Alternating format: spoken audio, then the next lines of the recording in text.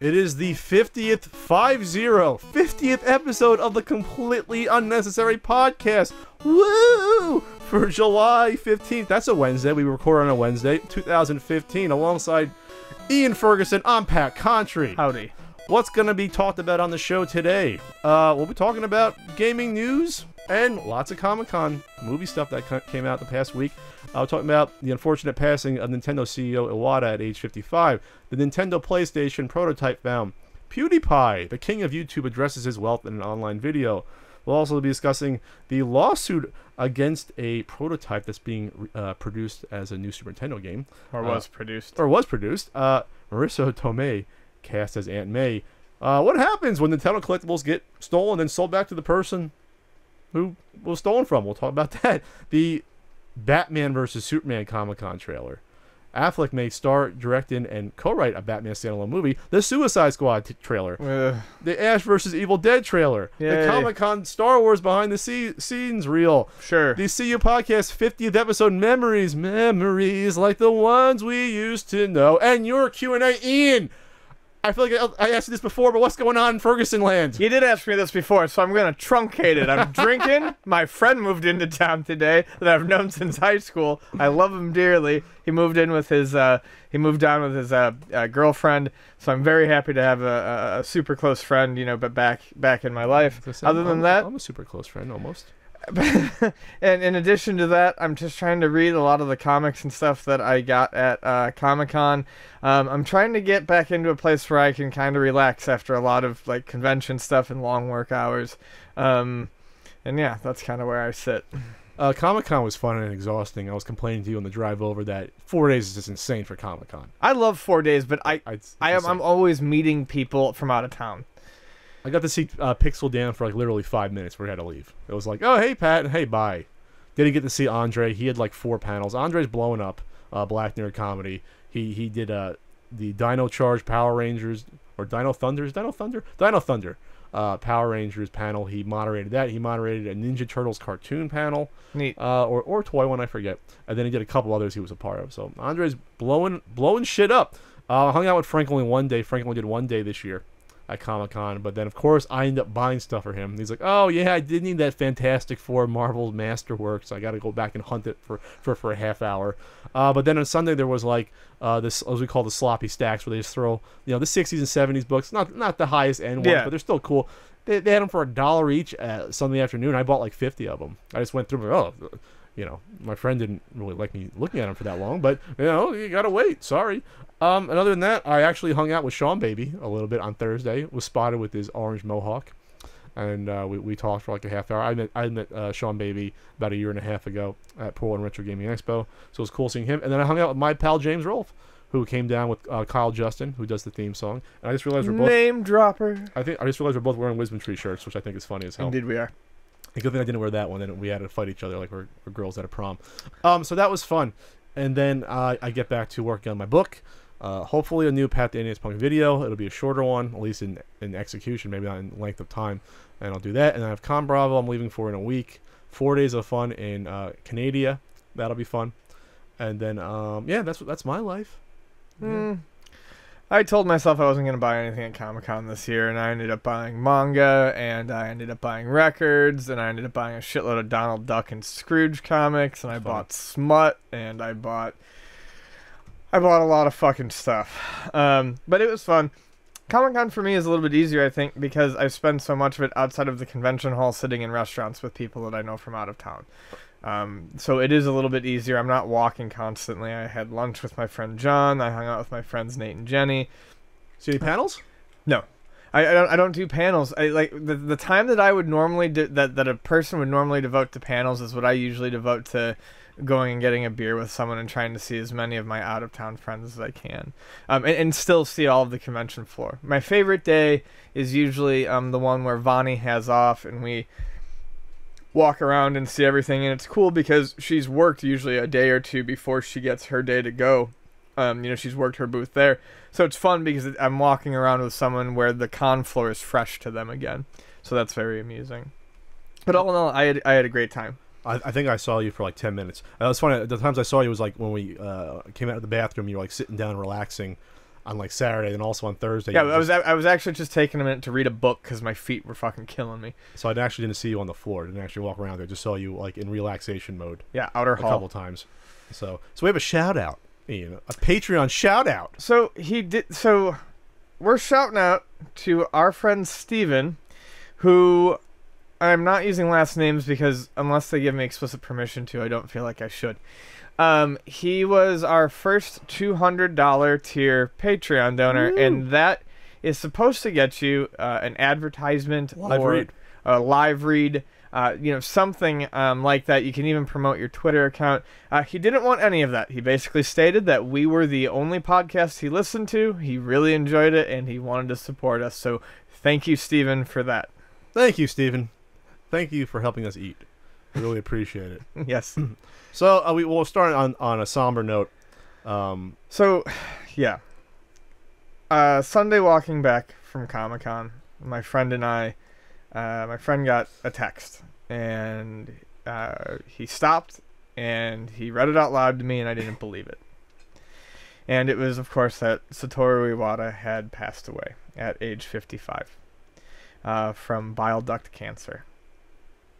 And our reaction, and the reaction of basically the entire video game playing community as a whole, has been one of fairly outward mourning and grief. And there's a few reasons for this, I think. One, you immediately feel sad for his family and his friends, because 55 is far too young of an age to pass away. But to fans of his, he made Nintendo, especially after years of being a very tight company, he made it a very personable sort of company. By directly connecting with fans, and I don't even mean that as a pun or a play on the fact that he pioneered the Nintendo Direct series and the Ask Iwata series. But he started in the 1980s as a programmer for Halo. I mean, he did things like fix balloon trips or balloon fights so that it was actually playable on an NES. He created Kirby, one of my most enduringly favorite video game characters. He single-handedly saved Earthbound 2, Mother, from the trash heap because it was an unplayable mess of code. And what I think makes a lot of people feel close to him, because when he passed away, there was outpouring from Sony, from Microsoft, from game development studios that had never put a game on a Nintendo system. This was a guy who was a game developer, who played games, who became the president of a company. And by doing that, he wasn't just some figurehead at the top of a corporation. He was the real deal. He was probably the realest deal we'll ever see in that sort of position, running a company. I think it's interesting, just because usually when CEOs of companies, they usually hire from the outside. And so they'll get someone that, we'll hire someone that was either a CEO or another company or has experience in it. To have a guy that basically started from the ground up as a developer. I think he was 19. Yeah, and he worked on some great games. You mentioned Earthbound, Kirby games, HAL Laboratories he was at, which worked alongside.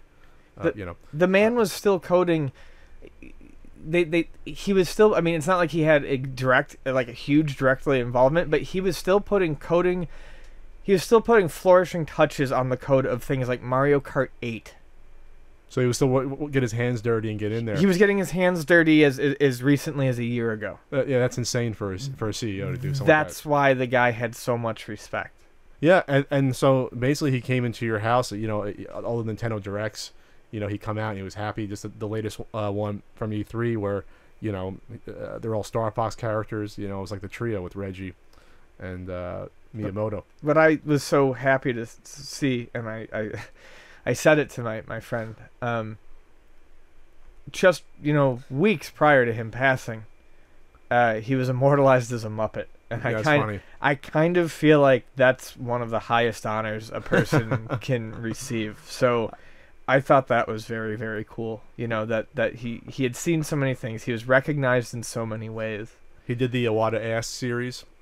which was pretty cool because for the most part Nintendo was always secretive about what goes on, and you sort of at least pull back the curtain at least slightly to say, hey, this is what our mindset is, what we're doing. People use it as research. I mean, he played Charlie Rose to people who were developing games and didn't just ask them softball questions. He went into technical detail about these things. And then what people say about, he wanted games to be fun. Say what you will about the Wii. The Wii was a massive success. You can decry it as, oh, it's not a real gaming system, whatever. The Wii, because he had a vision that, whether you agree with it or not, he had a vision of everyone should be able to play this game, this game system.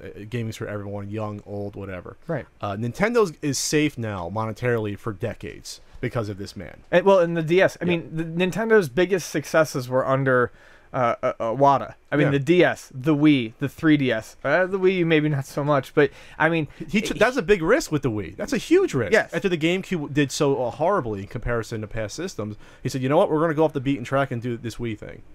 And it worked. It smashingly worked. Yep. That takes balls. It takes courage for someone to do that.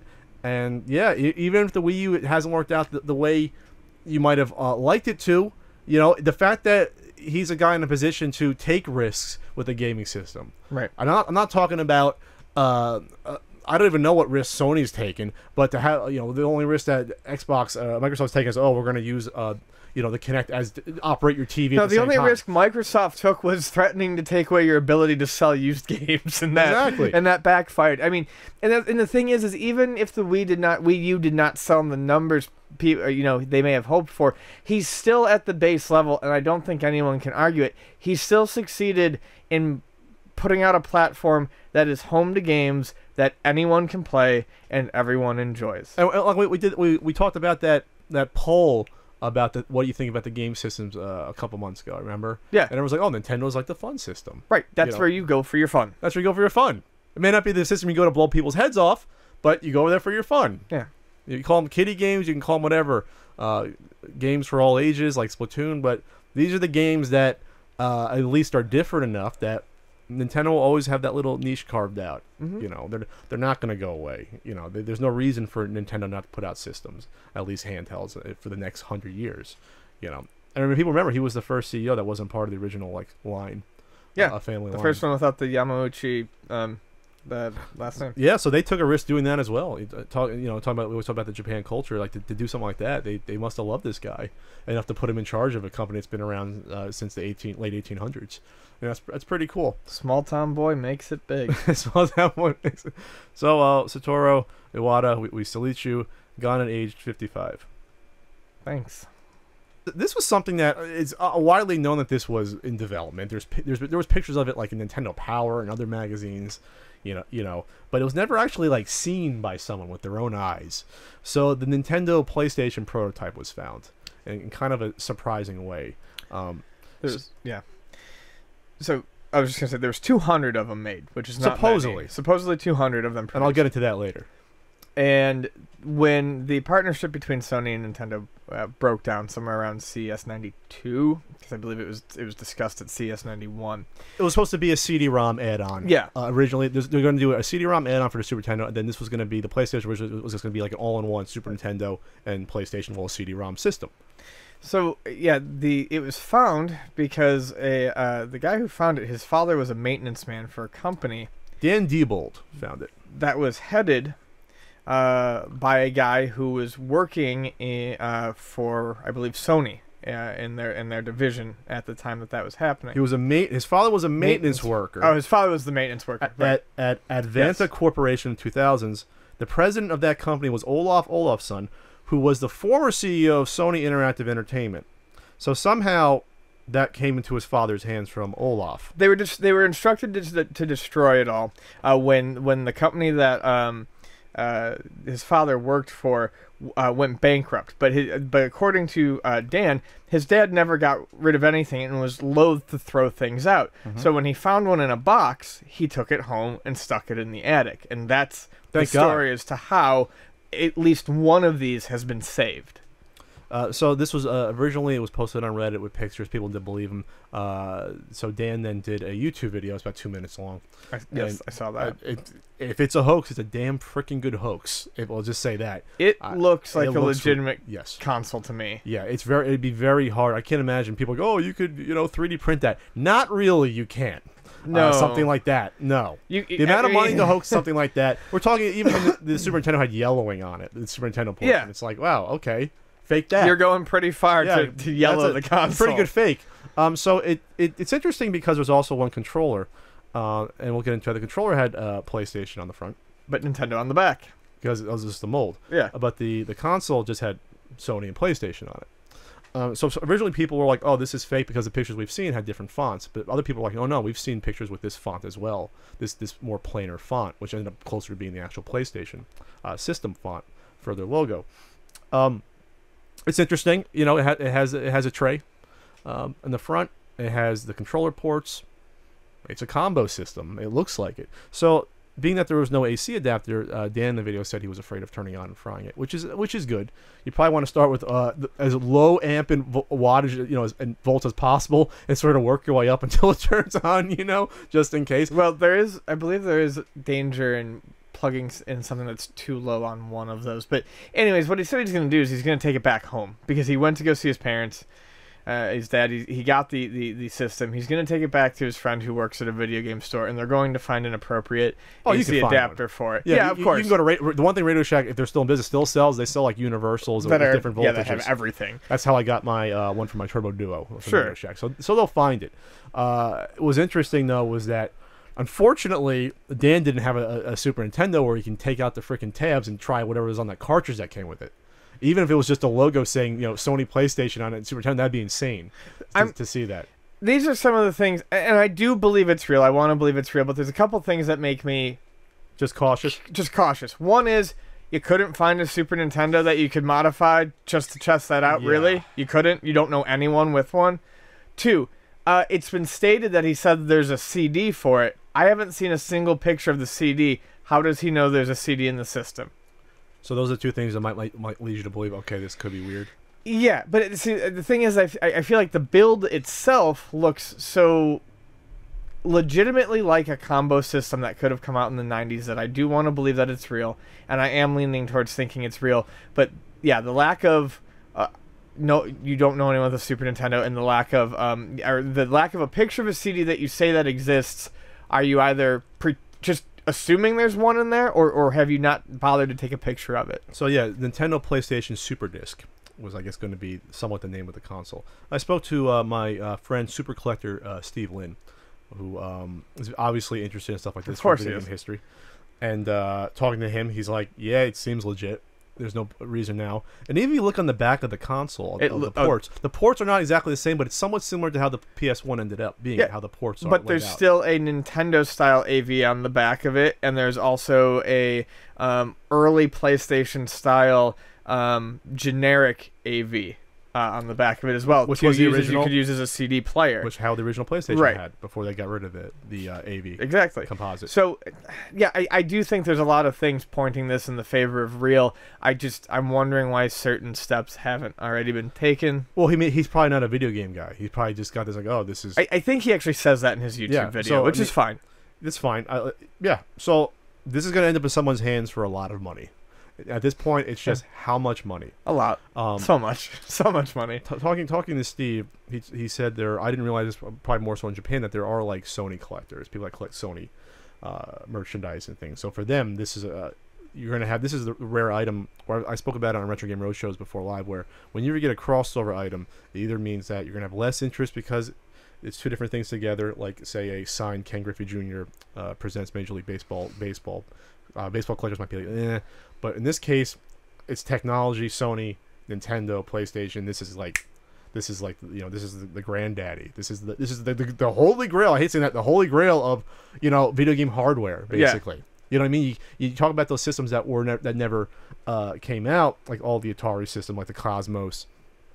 And you had like that only existed ever in a wood mock-up. The Sega Neptune, stuff like that. But this is something that I think this interests people a lot more.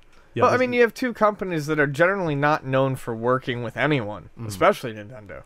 That I mean, and this is their one clash right here. Also talking to Steve about why you can always why Nintendo sort of got cold feet and backed out of this deal, then decided to say, oh, we're gonna do this partnership with like Philips, instead. Well, from what I heard, it was because Sony wanted basically entire control over the system. They would allow them to take control over the cartridge portion of it, but Sony was going to run everything on the CD end of it and basically run the console end of it too.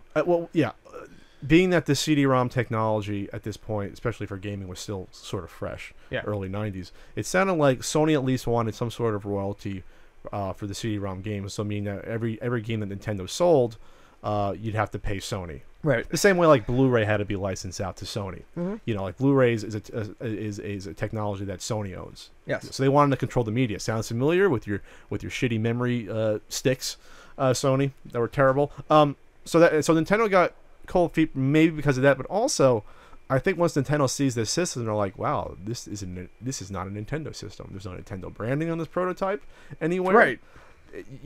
We're losing control. We're losing control of our system. Like Nintendo is not a company that wants to lose control of anything that they're involved in. Especially not at that time. Oh, sure. Sony PlayStation, it's a Super Famicom controller, but it says Sony PlayStation on it, which is interesting. I think just faking that alone would cost a ton of money. That's not a sticker. You look at that was made specially. You know what I mean? So if it's a hoax, it's a damn good hoax. And so I guess we're going to see where it ends up. It belongs in a museum, which it does. It does. But let's see if it works. Let's see what's on that purported CD. Let's see what's on that freaking cartridge. Yeah, even if it's just freaking demo logos, I want to see them. I just want to see them. We want to see them. That's it. I want to play it. I want to see it. So, good old PewDiePie, who's the biggest YouTuber. Oh, he's got 40 million subscribers. It came out on a few different websites how much he made money. Last year, I think it came out he made between $3 and $4 million, and it's been revealed that he made $7 million the past, I guess, calendar year. I don't know how this information gets out. First of all, that's sort of strange how that would even get out, because at the end of the day, the only people would know would be the network he's on. Right. Unless someone, you can always guess based upon how much I've used, but to have such a specific number like that is just sort of surprising. So his name is Felix Kajelberg. He's 25 years old. He's been doing this for I think 3 or 4 years at this point, maybe 5. And then he's a famous Let's Player. He's when you think of Let's Plays, you think of PewDiePie. You can talk about the quality of his content, whether or not you like it or not. He has a legion of fans, and he's obviously very successful.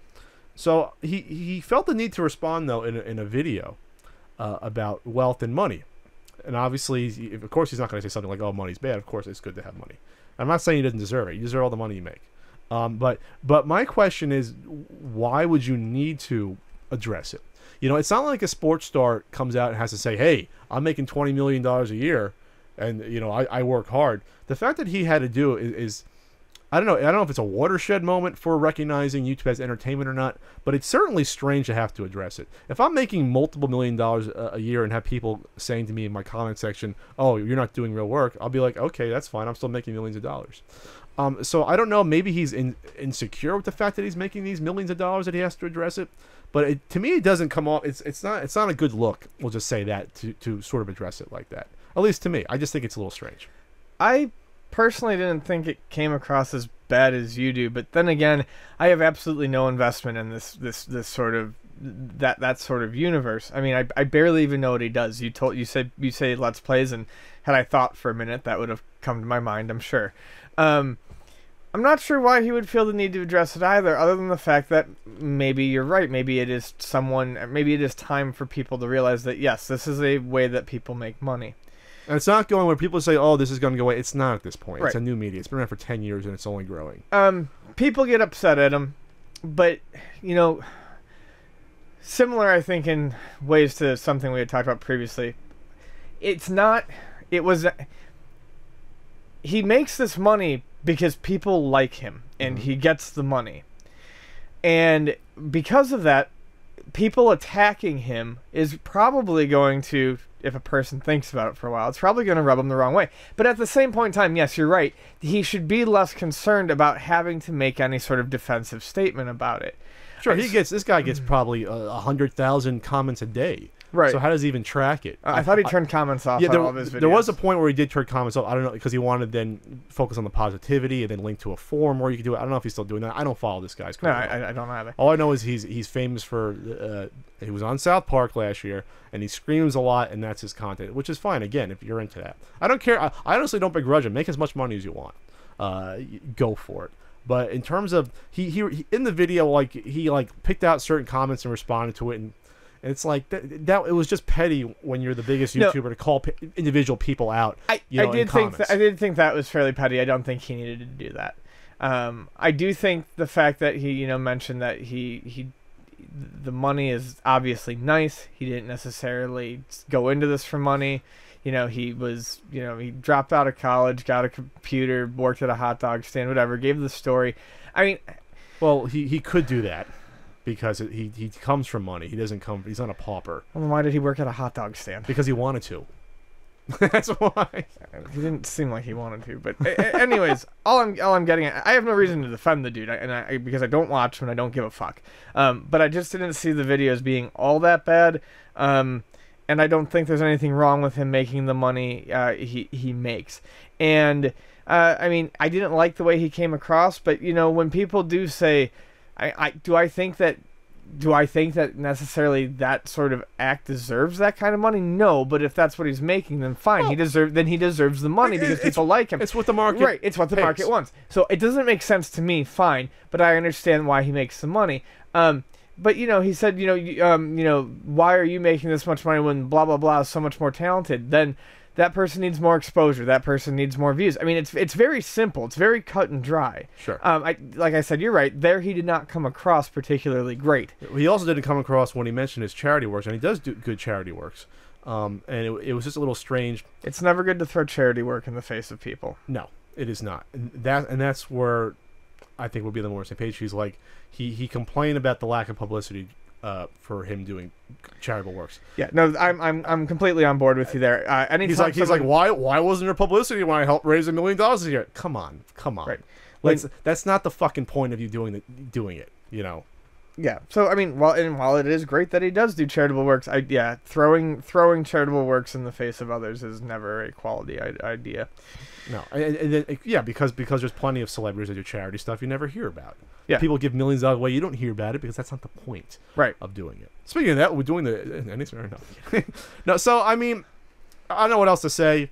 He's probably a nice dude, but the problem with, and we can talk about this later, is that there's an immaturity attached with in general, and not putting a negative connotation on that. There's an immaturity attached with a lot of these YouTubers because a lot of these guys started in their teens or early 20s. Right. They get big, they get a lot of money. They really don't have any real world experience working. This is a conversation for another day. We're gonna have to hold it, but just real quick, they don't have a lot of experience, socially or working in like an office environment to know that, first of all, what they have, but also how they got there. And so some people, when they get a lot of wealth or fame quickly without having to really say work hard for it, they don't know how to handle it. I'll say more later. Yeah. Okay. All right. This came up. This was not totally fresh news, but it's ongoing now. So this is old, but it's still a topic that should probably be discussed. Rose Colored Gaming, a site that does a lot of repros, and quite frankly, they do some custom handheld systems like Wonder Swans and Neo Geo Pocket Colors that are absolutely gorgeous. They decided that they were going to put out a repro of a unreleased Super Nintendo game called Shadowhawk, based on a Image Comics character from the 90s by Jim Valentino. And they did this run and they sold it, and in April Jim Valentino wanted to sue. And he wanted to sue for quite a bit. He wanted to sue for losses, then he wanted to take all of their profits, and then he wanted $2 million on top. That's how you start in a case like this. You're not going to get $2 million. Because you're not going to get $2 million. You just have to aim for the top and watch it go down. Well, not just for the game trademark, but also I think they use images from comics in the materials they put out. Yes. from old comic scans or whatever. So what it really comes down to is this very gray matter that I constantly feel very weird about when it comes to reproductions, especially reproductions that are based on creative properties that are ongoing or that people still hold their trademarks to. You are profiting off of someone else's work in one form or another. And in this one, it's different than a game that was abandoned by Sunsoft. This is a game that was abandoned, but it's also based on a comic book character that a guy is still trying to make some sort of livelihood off This of. is a double whammy. This is both trademark and copyright infringement. Sure. It's both. Right. But all the other repros are copyright infringement. Those are copyright works they don't have the rights to reproduce and sell and make money off of. No. This is both. And this is a guy, we always talk about, you have to protect yourself. Say Jim Valentino doesn't protect himself here. He's thinking about, this is my property. Not saying there's going to be a Shadowhawk movie anytime soon, but there could be something that comes up, whether it's a new comic, new cartoon, reboot or toy something. line. He has to defend his creation. That's just the way it is. And is he making an example out of these guys? Probably. But maybe something happened in the negotiations, or people saying he signed off on it, other people saying, oh no, that he didn't sign off on it, but people led us to believe he did, that are involved with the project. It's a mess for everyone involved. Because it sounds like someone probably lied to the other people in the group working on this project, saying, oh yeah, Jim said this is okay, when obviously it wasn't. Well, this is not exactly a professional operation, and I'm sorry. I like I said, I enjoy some of the stuff Rose Colored Gaming does, but this is a hobbyist thing for the retro community. I can't imagine there's a whole lot of in-depth business talks with these people to make sure everything's squeaky clean. So, I mean, I don't know exactly the story behind it, but overall, I would have to say that this is not a practice that I'm particularly fond of. Well, no, and like I said, we mentioned how it's bothersome to me that people are doing this. Like we said, there's an NES port of Leisure Suit Larry that's out there and sold, and they obviously, even if it's a homebrew, they don't have the rights to do that and sell it, but they did it, which is fine. But people might come after you, and it's their legal right to. That's always in the back of your head. Even if there's an unproduced NES game, the copyright's still held by someone. Right. Up to 70 years after the author's death, the copyright's good. So even though it hasn't happened yet, it can happen. What bothers me even more about this, though, comes from a video game preservation standpoint, is that they chose to make money on this before releasing the ROM. Oh, that happens all the time, though. Yes, but I fucking hate that. Oh, I think it's disgusting, too. I think it's gross. And that's actually, in all honesty, that's largely my problem. We are going to hold this ROM hostage. We are going to show you a couple screenshots. We are going to sell you what is likely to be a very overpriced reproduction based on someone else's work. And, I mean, where's the ROM go? You haven't preserved anything. You have still put it on a physical cartridge that can be destroyed. Well, it's preserved somewhere on their computer, but not to the public. That's not proper preservation. That computer goes away. Those multiple computers go away. I mean, it needs to be out. It needs to be reproduced. On the someone can always take their cartridge and dump it, but it's just they have to do that. It needs to be replicated. It bothers me too. It bothers me too, just because people are like, prototype it's weird because there's like a handful of people that end up buying like 90% of the NES prototypes, and then they dump them all the past few months. The price goes up, and the price comes way down when you realize that there isn't a huge amount of people interested in the prototypes. Now, when it comes to unreleased games, though, yes, they do see it as a profit-making scheme. They're like, oh, okay, we can sell a couple hundred carts of these. This is what a profit will be, blah blah blah. Then we might release it if we can get our profit back, or at least make back our investment. But you don't own the rights to that game. It's not yours. Right. That's the problem. So even though it's not legal to even sell reproductions no matter what, without the author's permission from the game or whoever owns the rights to that, to hold the ROM hostage is really shitty. Yeah. It's just shitty. Legality or not, or legal or not, if you put the ROM out there and then offered to sell reproductions to people who wanted it on a physical medium, fine. That's a gray area where I'm okay with it, but at least don't immediately profit off of someone else's shit.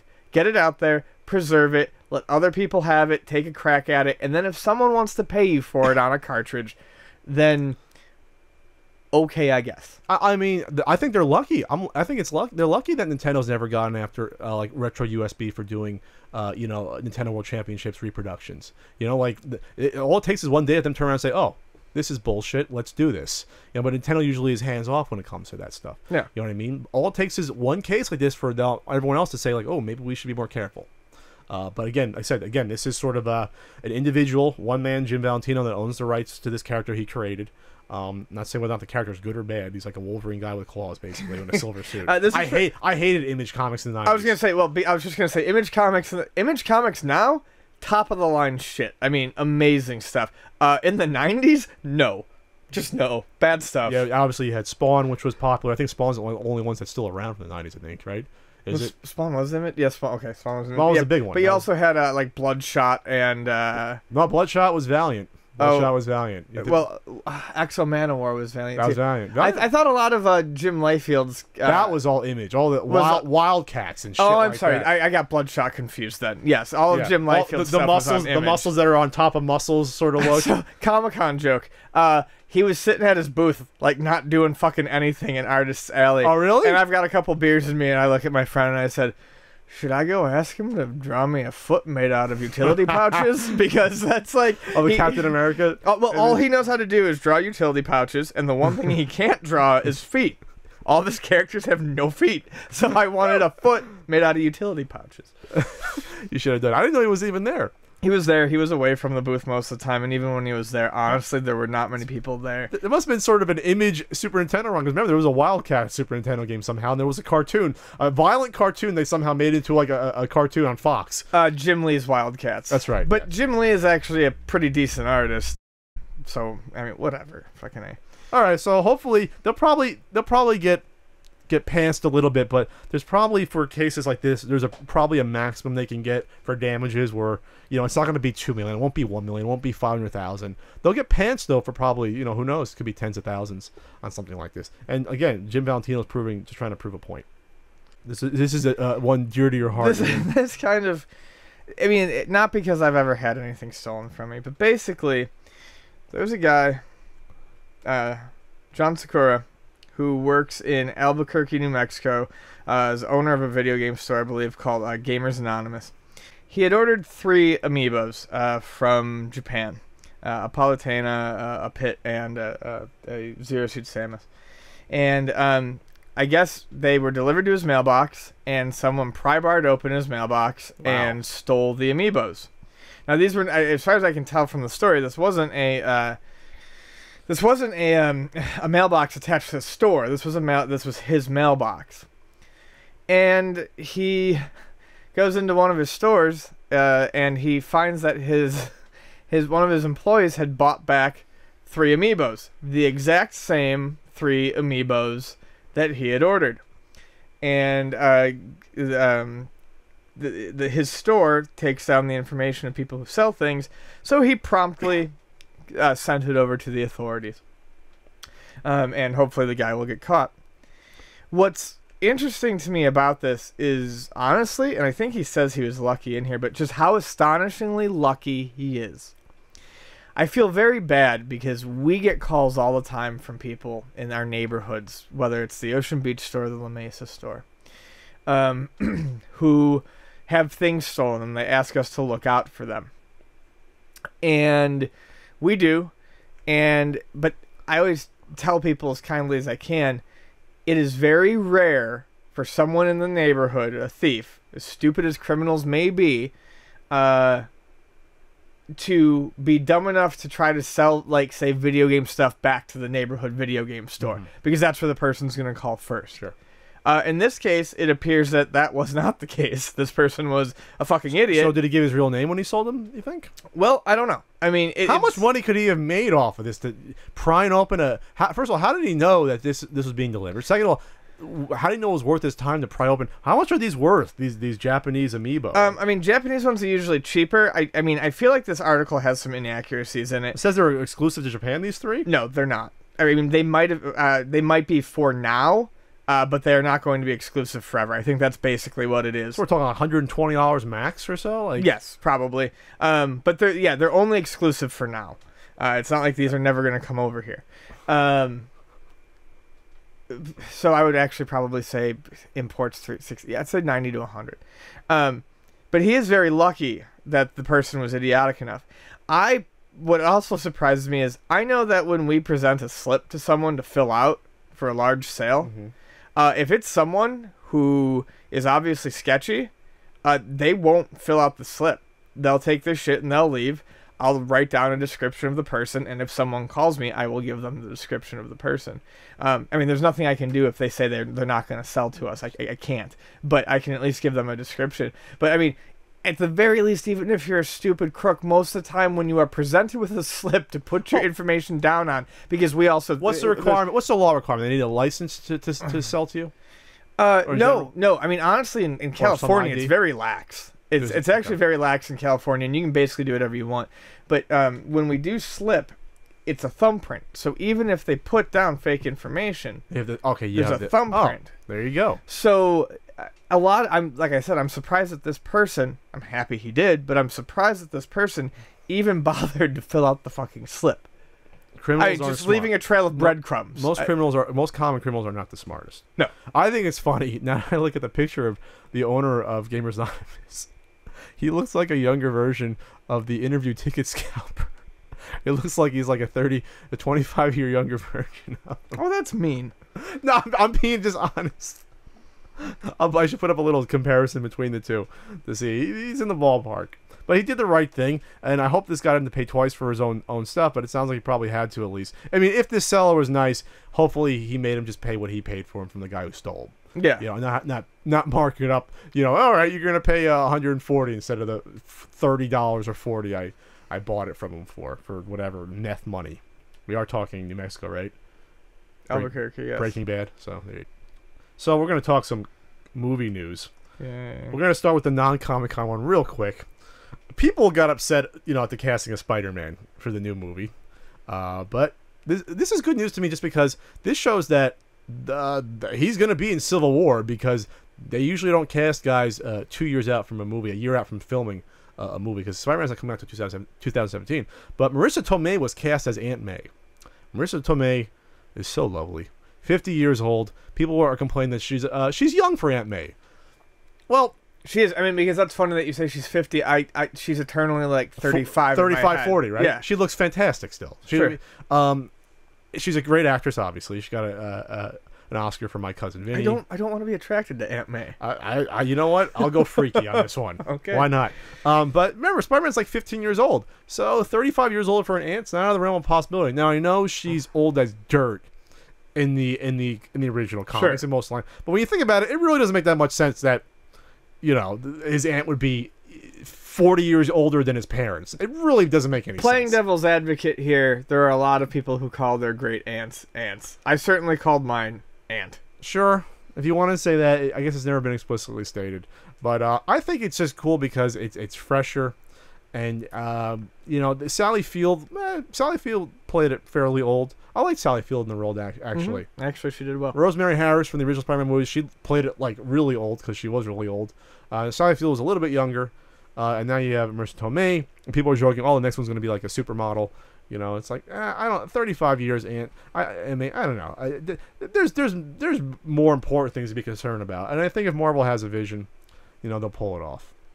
But now, you know, you can't ever go back and watch The Wrestler or My Cousin Vinny ever again without thinking about how hot Aunt May is. I know. Great. Sorry. So let's talk about that Comic-Con Star Wars behind the scenes reel. So this was revealed. I watched the entire panel online, which again, well, there's a reason you should have went to this panel, and the one reason why I should have went online with James from 9 a.m. because after the Star Wars panel at Comic-Con, they had a freaking impromptu or it was set up concert for all the attendees of that panel in the Hall H, which holds about 6,000 people.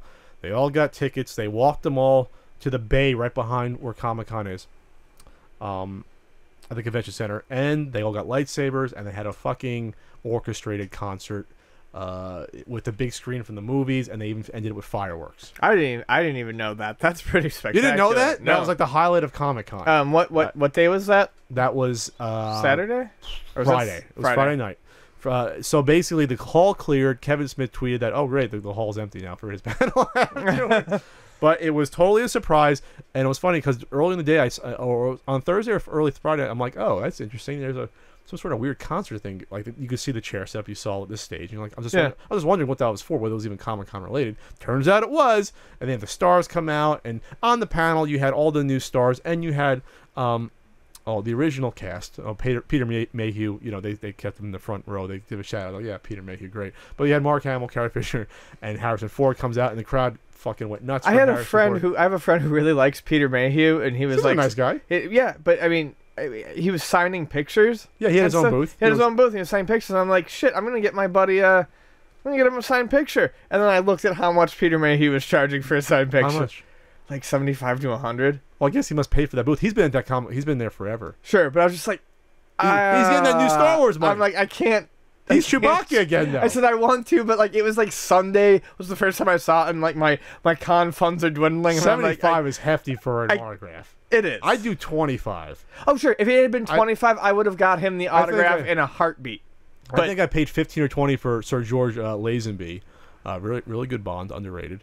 And yeah, actually, as a quick side note, there wasn't a lot of autograph signings. People that I had any interest in even seeing or walking past this year. But anyway, so J.J. Abrams came out. They talked about the movie. J.J. Abrams is a likable guy. Obviously, the cast comes out. They joke, blah blah blah. So then they showed this behind the scenes reel. The trailer's still too far away. It's going to be probably a few months. Usually, traditionally, the last trailer comes out 2 to 3 months before a movie comes out. So you're going to be looking at late September probably for a trailer. I can't wait for everything to be ruined. Anyways, well, it wasn't ruined as much for I guess the other Star Wars trailers, but okay. So it was a behind the scenes reel talking to Mark Hamill and a lot of the stars and the new stars, just talking about the process and what's going on in this production. And a huge emphasis was placed on the fact that we're using real sets. We're using real locations. We're using models. Hell, when they had Daisy Ridley, I think it was the Millennium Falcon turret. Yeah, it was a mechanized thing that was, and the guy was controlling it and moving it around. And they showed the puppets. They brought out the one puppet. The first ever footage was from this movie, at least of a puppet or creature, was J.J. Abrams was doing a charity thing, and they had this guy with like a camelback walk out, this monster creature, not a creature, nice looking guy with a pack on his camel hump sort of back, and that came out and it was being controlled, and the eyes and nose twitch. Yep. You're like, holy shit, this is insane to see this. And so they went I'll just say they went out of their way to say that this is not like the prequel trilogy. Yeah. Now the prequel trilogy did have very limited sets, and they did use exteriors a little bit in the first and second movies. In the first movie, they did go into a desert for the Tatooine scenes. And in the second movie, the exteriors were used a real set for the great romantic subplot between Anakin and Padme. It looked like I think they filmed it maybe in Italy with the nice little rivers and stuff. Other than that, though, pretty slim pickings for real locations. They built some stuff, obviously. Usually stuff was built against green screens. Giant 40-foot and 30-foot wide green screens. But for the most part, the real locations was kept to a minimum. Here, that's basically all they're doing is real locations and real sets, which is obviously fantastic. Yeah, the only thing I have to say about it is that I get very excited for practical effects. I get very excited for sets. And what was most interesting to me was to see how excited the actors were to be working against on real sets with practical effects, because I mean, just think about it. You're an actor, especially think you're Harrison Ford, right? And you've gone through movies from practical effects through CG. Imagine how boring that shit must be to act on right now, you know? And then you get to go back to doing something the old-fashioned way, but using modern technology to craft these sets and make them look even better. There was a shot, and it's very brief early on, where they show like this hulking ship, right? And they briefly pan out and show you the miniature and like a little camera filming the miniature. Nice. And it's just it was fantastic. Yeah, I mean, I can't imagine making models being that much more expensive than doing it via CG. You got to hire the artist to do it CG. You got to hire a model maker. Yeah. You know what I mean? And hell, I'm not even saying you got to have the guys fly it around like on sticks, but at least make the model and put that into the computer, and that's a lot better. That's one step closer than just having a guy draw it out. And like I've always said, the human eye can detect differences. People understand like the human eye can detect differences still. We're getting closer, but you go back and even watch episode 3. The CG for the space fights is one thing, but the backgrounds are horrific. Right, yeah, no, they're horrific. And that's what I've always said. That shit's not going to age well. In 20 or 30 years, they'll redo them. The prequel, the prequel trilogy is going to look like utter shit. whereas the original trilogy is still more or less going to stand up. They filmed it in a real, like, you know, an ice glacier. They filmed it in a freaking California forest. Yeah, exactly. They went to those places. Yep. They went to Tunisia.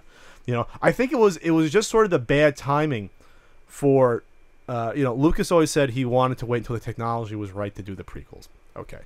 I think it's like Jeff Goldblum in Jurassic Park. People asking if we could do this and never asked if we should do it. Should we make a character like Jar Jar Binks that's totally CG? Right. Should we do that? Should we make that going from hadn't really been done before to now we're doing it and it's thrown in your freaking face for you know, an entire movie? Now all I can think about is Jeff Goldblum reclining with his shirt unbuttoned from Jurassic Park as he's healing. Great, Ian. I'll think about it too. I'll try to get on with this. But it's interesting that Let it infect you. it's not like that. It's not like Episode 3 did bad business. It did pretty good business. I'll bring up the box office mojo while I talk about this. But obviously Disney has a huge investment in this first movie. They're going to have at least one. It's going to be like the Marvel movies. You're going to have 1 or 2 movies a year coming out going forward with both the anthology of 7, 8, and 9 and then the standalone movies. They already announced, you know, a Boba Fett one's going to happen. Rogue One's definitely going to come out already next Christmas. You're like, what? Is this Christmas? Yeah, there's going to be another one. And then, oh yeah, Episode 8, 5 months after that in 2017 for the 4th anniversary of Star Wars. So Disney has a lot riding on this first movie. Not that they think it's going to fail, but they want the jaded fans like me to make sure they see it. Obviously, you're going to have kids see it. You're going to have the hardcore Star Wars fans. But there are those fans that sort of fell off the wagon like me where it's like, okay, what do you got? Like, I'm going to see this anyway, but this was the reassurance. This was like the free hand job to say, okay, this is going to be good. We promise you this is going to be good. You're going to come see this. That's what this 3-minute reel basically looked like to me. They still have to sell me. I am one of those fans that you're talking about. I'm one of those people you're talking about. They still need to sell me, but with every little thing they trickle out, I'm like, yeah, I think this is something I'm going to actually enjoy. Yeah, so I wouldn't call it so much a slap in the face to Lucas. It doesn't make Lucas seem good by basically saying, oh, whatever that guy did in those other 3 movies, that's not happening this time. But again, I think it's sort of a reassurance that, okay, we heard your complaints. We realized that may have been overboard. This is what we got. So Star Wars Episode 3, now, of course, this is already, 10 years ago, there's going to be some inflation. Not a huge amount. There actually hasn't been a lot of inflation the past 10, 15 years compared historically other time periods. But it made $380 million domestically. For a Star Wars movie, it could do better. You know, it could do a little bit better than that. Yeah, that's not good. So I think Disney is going to bank on doing, you know, 500, 600, 700, 8. Yeah. You know, that's probably what they're looking to get out of this. And plus that they're banking on this having enough momentum to going into the standalone movies and then Episode 8 and 9. So we'll see what happens. Yeah, it did worldwide $850 million. For a Star Wars movie, it could do better. You know, we're talking about the biggest film franchise ever. You know, it can it can do better at this point. So I'm excited for it. You'll see the trailer in a few months. You know, I hope certain characters don't die, but there's rumors about who comes back, who doesn't. So everyone looks great though. Carrie Fisher looked great. I think Mark Hamill looks fantastic. You know, he sort of steps in where Sir Alec Guinness was. He aged gracefully. Oh yeah, he looks great. I hope he sticks around for. I hope he has a major role. He looks big. He looks better now than he did back then. In Return of the Jedi. That shit butterscotch blonde haircut. That Lego haircut that he had. What the fuck was that? That was really unbecoming. Yes. Yeah, you know, that was not the best look. He should have kept with the Empire cut. You're right. Yeah. That was like the super cuts look. Hey, so let's talk about another movie. Woo! Ian, you're excited about the DC universe, I know. Yeah, I love it. So, the Batman vs Superman Comic-Con trailer came out. Essentially, extended trailer. Yeah, it's the extended trailer. It was 3.5 minutes. Yes. And look, to the people who like me, I'm sorry, I just can't get that worked up about this anymore. And to the people who hate me, look, I'm just not going to talk a whole ton of shit, but I am going to say a few things about it. That was one of the most ham-fisted fucking trailers I've ever seen in my goddamn life. Illegal alien. Bleh. You killed your parents. Bleh. We really need another flashback fucking shot of Batman's parents being killed? I'm just breaking what I said. Anyways, I said You know what? Worked up. People were complaining about Spider-Man having potential third origin. Every freaking Batman movie, maybe except for one, like 5 Batman movies have shown his parents being shot with different actors. Oh my God! Batman Forever did it. You know, the new ones did with Christian Bale, and I guess they're doing it again. And the fucking like scene where like Superman's standing there and like it's all slow motion and the people are working. Is this the over dramatic horse shit that you guys actually want to see? It's fucking ridiculous. It's dark. Yeah. Oh, I know. It's so grimdark. I mean, here's 2 things I can say positively about this. Okay. One.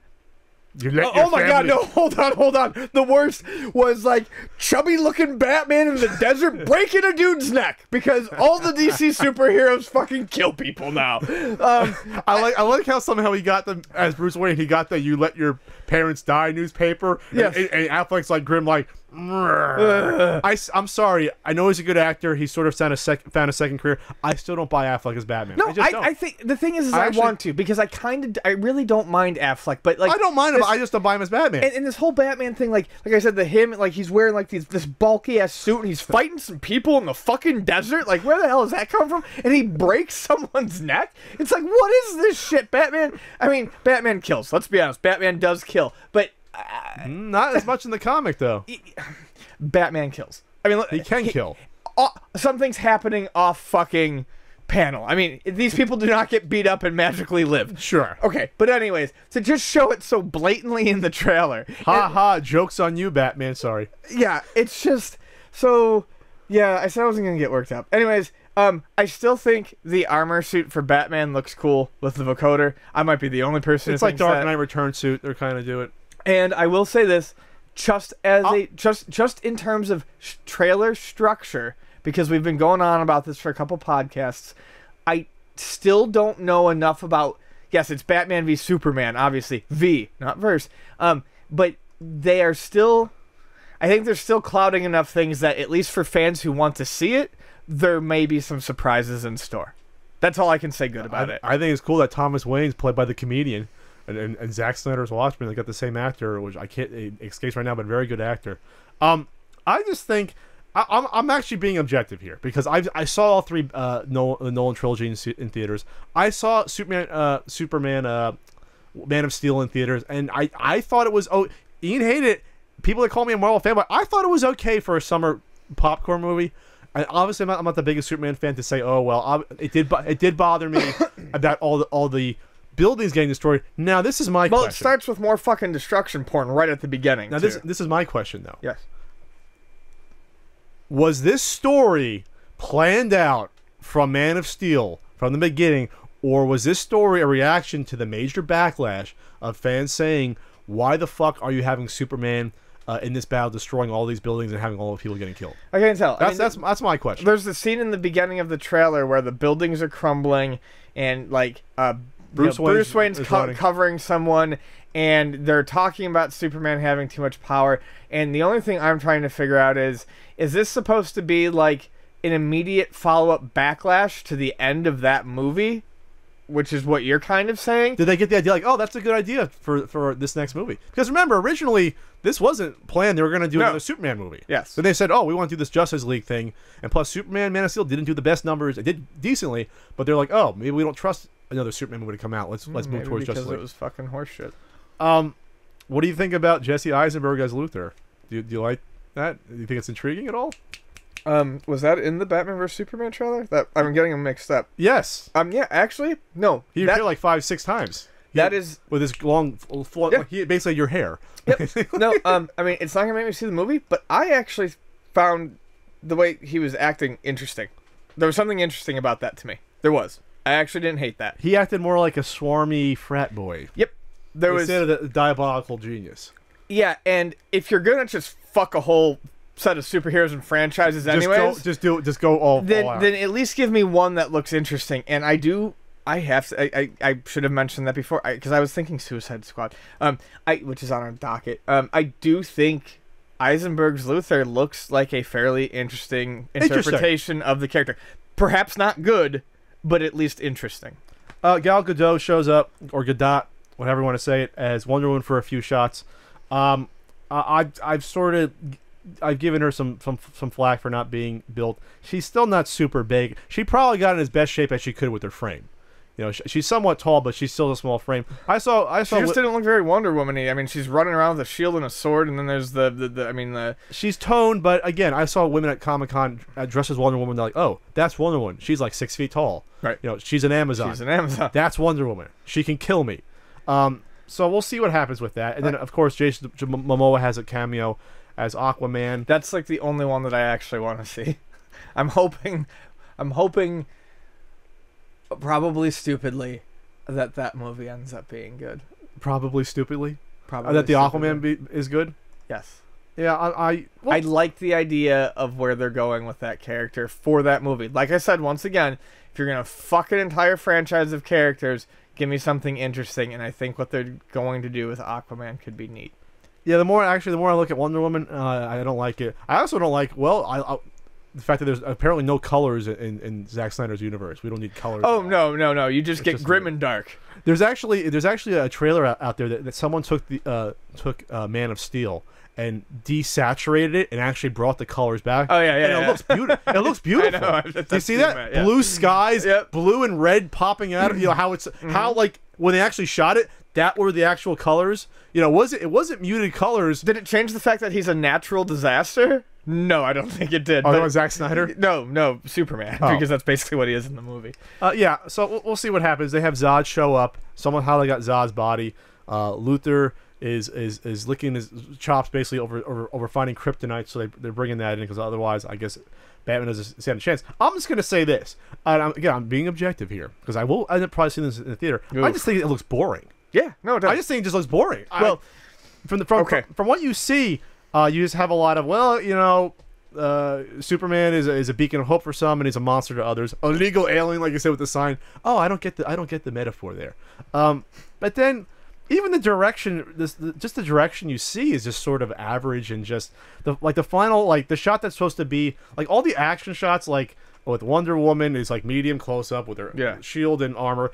Then the shot, another medium close up. You have Superman do his heat vision, heat beams at Batman, and it cuts to Batman, who flies away with the grappling hook. It's like that's the most boring way you could have shot that. It's to me. Zack Snyder phoning in Zack Snyder. Oh really? You think he's just totally? He doesn't. I don't believe that man gives a fuck about anything. Do you think Warner Brothers, if this doesn't do it, this will do good business? But do you think that they'll have someone else do the two Justice League movies if this doesn't come out the way they want? No. Well, yes, maybe. I just think it's sort of strange to entrust the entire universe to Zack Snyder. Basically, it's basically what you're doing. You know, yeah, but I don't think that's a good idea with any movie universe. Oh no, which is why I'm glad that like Star Wars, they're getting different directors. For but they are doing different directors for some of the standalone movies. Yes, they are. Like Aquaman. The reason why I'm even remotely interested in Aquaman is because it's not done by Zack Snyder. It's in his universe, and I'm worried that they're gonna fuck it up by keeping it in his universe. But it's not actually directed by him. So, any final thoughts on this great trailer before we segue to the next part of the universe, the Zack Snyder verse? Just go. I'm actually, I gave this a lot of flack when it was announced. This is during the Solo Patcast. They announced this about them doing the Suicide Squad movie. And I was like, it's sort of a weird property to do it. And I still think that. I also think it's weird that say what you will about Marvel's TV shows. I like Agent Carter a lot. I still don't give a shit about the Agent of Shield, the Shield show. I don't care. I'll never watch that. But at least they have one universe, TV and movie together. Yes. DC, for some reason, they're going to have two Flashes. They have two Suicide Squads. You had the Green Arrow. You have different Suicide Squads versus the movie. Whatever. So the trailer, this was leaked during David Ayer is directing this. And someone did a little cell phone. It's like we're some sort of Suicide Squad. Look, okay, I'm sorry. I have to interrupt you real quick because all I'm going to say is this about Suicide Squad, and then you can just take over the segment. I watched the trailer after it leaked. I watched it twice today in preparation for the podcast. Mm-hmm. That is the only part I remember besides Joker saying at the end, "I'm gonna hurt you real bad." You thinking Batman v Superman is going to be boring? This looks like the most boring piece of shit I've seen. I honestly don't remember any other scenes, and I've watched the trailer 3 fucking times. Okay, I actually have a more positive view. I don't think it's fantastic. I think it's interesting that it looks like the movie is structured based upon the trailer of exploring the past of these supervillains and why they did that. They're making Will Smith's, what is he, Deadshot? Deadshot. They're making him a sympathetic character. Was that something that Will Smith was required to in his contract, that it's because this is going to be a Will Smith and Harley Quinn movie? Yes. Basically. Which is why Will Smith is surpassed to me Tom Cruise in terms of, now when you see Will Smith in a movie, you know what you're gonna get, and it's gonna be Will Smith, you know. So he must really have liked this script or got paid a ton of money to be in this, because we're no longer in the times of 5-6 years ago where Will Smith automatically being in a movie means box office gold. That's sort of gone away. No, I found it really weird. I mean, I still think it's. They showed Deadshot hugging a kid, like his child that had. He probably, I got to rob banks or something to help out my kid or something. So he's gonna be sympathetic. But it's still. All I'm saying is, it struck me as very odd, and it still does, that Will Smith is somehow landed in this movie. Some kind of Suicide Squad. It's like we're some sort of Suicide Squad. That's what I call Close Encounter. You know, it's just like it's like they had to give him the line. That's in his contract. You must get the cheesy line of the movie in the script. Please make sure you say the title of the movie in the trailer.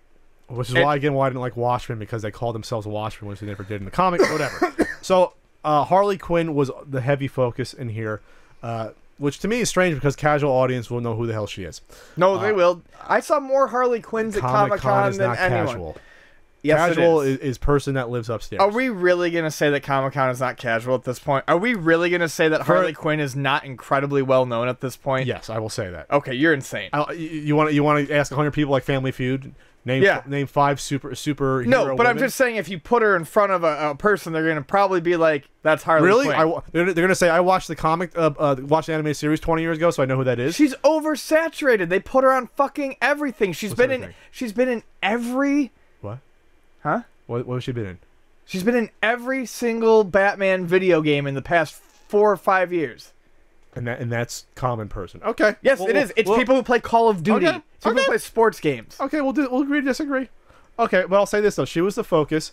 You heard her accent a little bit. It's not gonna. I don't think it's gonna be as heavy Brooklyn as the anime series, but that could be a good decision too. I didn't. It didn't sound. I hope you got your insurance paid up. It was in there a little bit. Like it's like I don't really remember anything from it, but I don't remember her sounding like anything. She had different. 2 lines. Okay. Like, that was one line. I hope you have your insurance paid.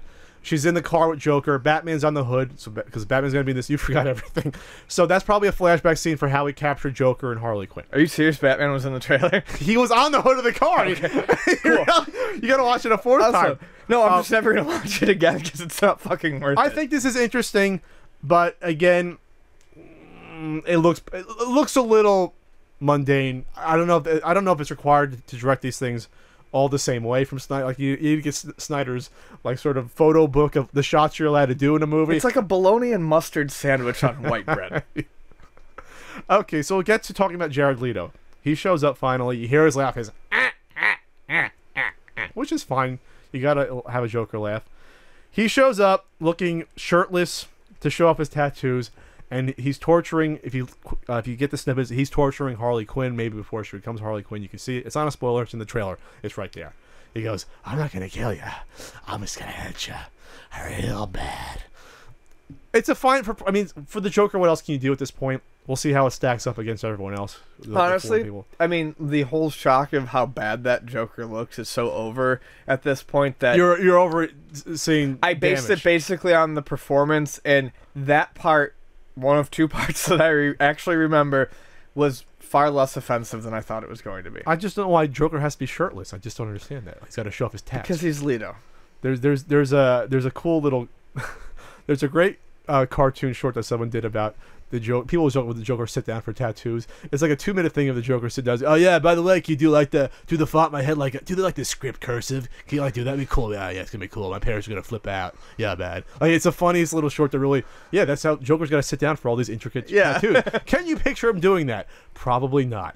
You know, but that's like I said. That's besides the point. The tattoos are in. It's whether or not Alito's performance will you be able to look past that? That's what we're looking at. for that. I'm not gonna go see it, so I don't have to look past You don't anything. care. I don't have to look past shit. You're gonna have to look past the. It was like staring at a white wall for 3.5 minutes. I can't believe you didn't see Batman.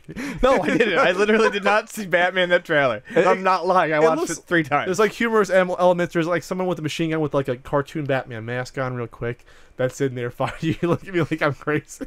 I can just make up shit now. Yeah, you could. You could tell me anything about this trailer, and I would believe you. Devil Dinosaur somehow showed up, even though he's not DC. See? He was in there. I would see it then. You see Devil Dinosaur? I'd see Devil. So this comes out, looks like August 5th, 2016. This will be like 3 or 4 months. This comes out of my ass in just over a year. I think Batman v Superman comes out like March, so it's like 4 or 5 months in between. Yeah, I did notice that the release dates were actually pretty close. So They don't want to go anywhere near Civil War in May, and then you have Doctor Strange, I think, in July. Something like that. Something like that is the release schedule, or April and July, something like that. can I talk about a trailer that excites me? Talk about Ian. Talk about this is the 50th episode. I want you to be happy about a trailer. I am so happy about a trailer. Why is Ian always so negative about not. stuff? Ian hates everything. I don't. And one thing I don't hate is Ash or Evil Dead. So I'm actually really goddamn excited about the Ash vs. Evil Dead trailer.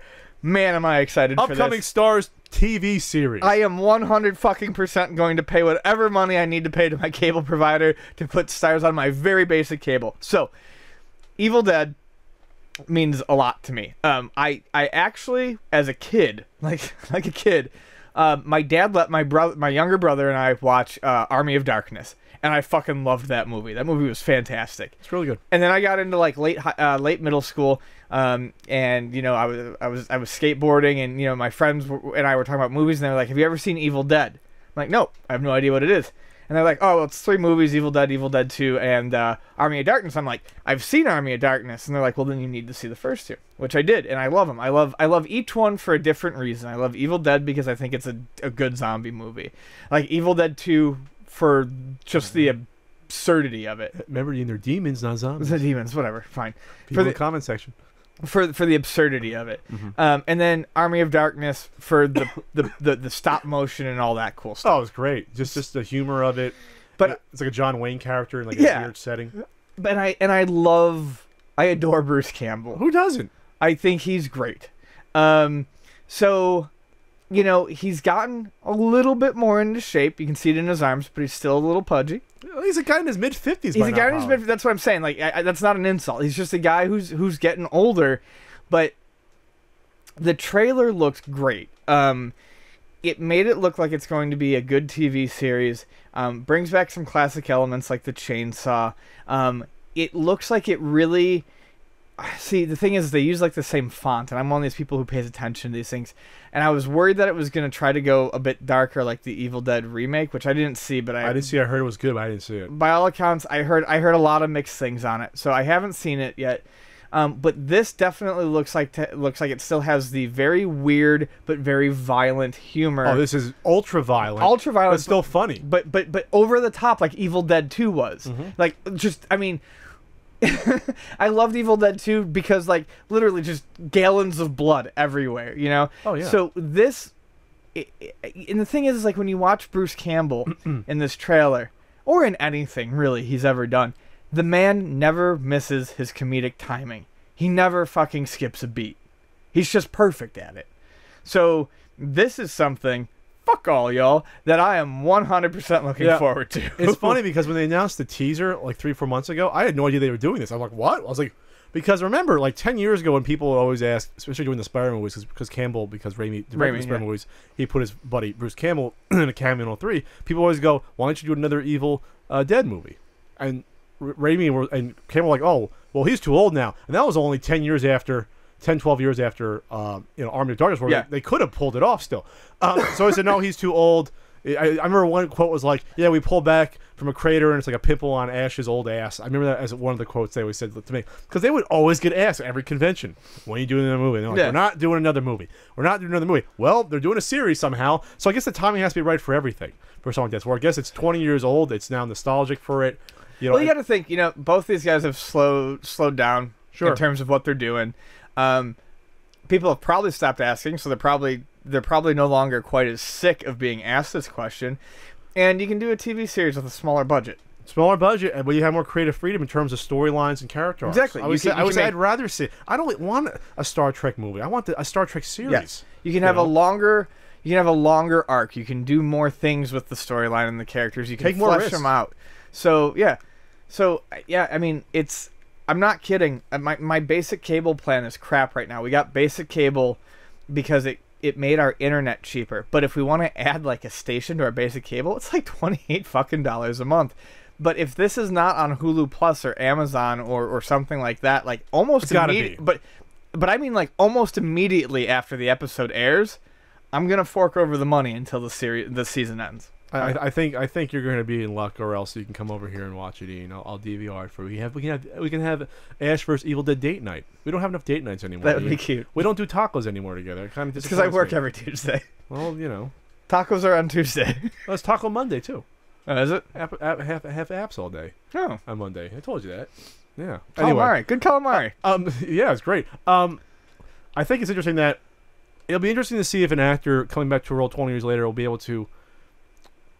able to not play himself as much as that character. People were complaining, oh, it seems like it's not the Ash of old. Well, it's 20 years later. It's going to be hard. And plus, well, maybe Bruce Campbell doesn't want to play as directly gung-ho and over-the-top machismo as he did, you know, in 93. Sure, So, but to a degree, a lot of Ash was just Bruce Campbell. I mean, yeah, obviously he was adding layers on top of it, but I think it's going to be very hard for him not to deliver at least a little bit on the character, especially if they play into the fact that this is Ash aged as he should be since the last time we saw him. Sure. Now, people were complaining that, well, why isn't this the director? This isn't. You can't do this because of the director's cut ending of Army of Darkness. He goes into the future because he does too many drops and he falls asleep for too long. I don't care. You're getting freaking Ash back. It's Evil Dead. Shut up. This is better. This is better than a movie. Do people forget that the beginning of Evil Dead 2 is like a completely redone ending of Evil Dead 1? Isn't it just a reboot? Evil Dead 2, really? It's Yeah, just really a Evil reboot. Dead 2 is basically a reboot. A remake. So there is no there is no precedent for this, or there is precedent for this sort of thing happening. I just love that these television stations are doing stuff like this. Me too. This is like the golden age of television we were in. It basically is, with HBO and Showtime doing stuff, Stars, even like AMC and A&E putting out great shows, and FX. I was like, this is it. Like, this is the best TV's ever been. You have, I'm still trying to get through the first season of True Detective. It's amazing. I want to watch that. See really McConaughey bad. acting against Woody Harrelson. It's like amazing. Like, Yeah. you would never think of that even 10 years ago. That'd be a movie. Is that on Netflix right now? It's on HBO Go. So you need to have a cable thing to go on HBO Go, or you might have to get HBO Go. Yeah, I might have Subscription to. service. I really want to see that. It's fantastic. So this comes out in the fall. I'm excited. I just don't know if it's an hour long or a half-hour show. You assume it'll be an hour, but who I knows? would assume half, but You assume half? I would Half? assume half. So like 13 episodes, half hour sort of thing. Yeah. So the next Files comes back early next Oh year. yeah, that's right. Hopefully they can reinstill my faith in that show. Oh, I want them to. I'm going to go into it with open arms to all the people who say negative. I am going to go into that and give it the best shot because I want that to be good. You didn't see that little 5-minute? Mm-mm. Oh, it was a 30-second commercial, but they showed like 3 seconds of new footage where they got the flashlights going in a dark room, and you hear Mulder go, "Scully," and I was like, okay, I'm in. I'm in. Not. Q&A time. It's on time the for Sega some podcast. Q&A. Andrew At Cappadocia. At Andy Cap, what's your overall thoughts on Comic-Con exclusives? Buy into it or think it's all silly? He's probably referring to Comic-Con exclusive toys for the most part. Right. Of which every year that there's probably at least 3 dozen that come out. I will touch on the toys, and then I want to discuss. We can talk the toys, but I want to touch on something else too. Exclusive toys drives me nuts. Now, for the most part, these things are not. Everyone knows someone. These things are not generally as hard to get as most people think. They make a ton of them usually. For the most part. But, I feel bad for people who go to these things and they get hung up on the exclusive toy or the exclusive bit of shelf candy that they're going to lose interest in 3 months' time, because instead of waiting in line for 3 hours, instead of getting to the convention center at 5:30 in the morning to get a ticket, so that you can literally wait in line for another ticket, so that you can wait in line to get a random Lego exclusive. You don't even get to fucking choose. Why don't you just walk around and enjoy your convention? I think it's funny how there's people that do this to make money, They'll travel to Comic-Con. Yeah, but I'm so glad they look so miserable. They spend listen, people. They spend money to travel to Comic-Con. Even if they're just driving, they're spending gas money.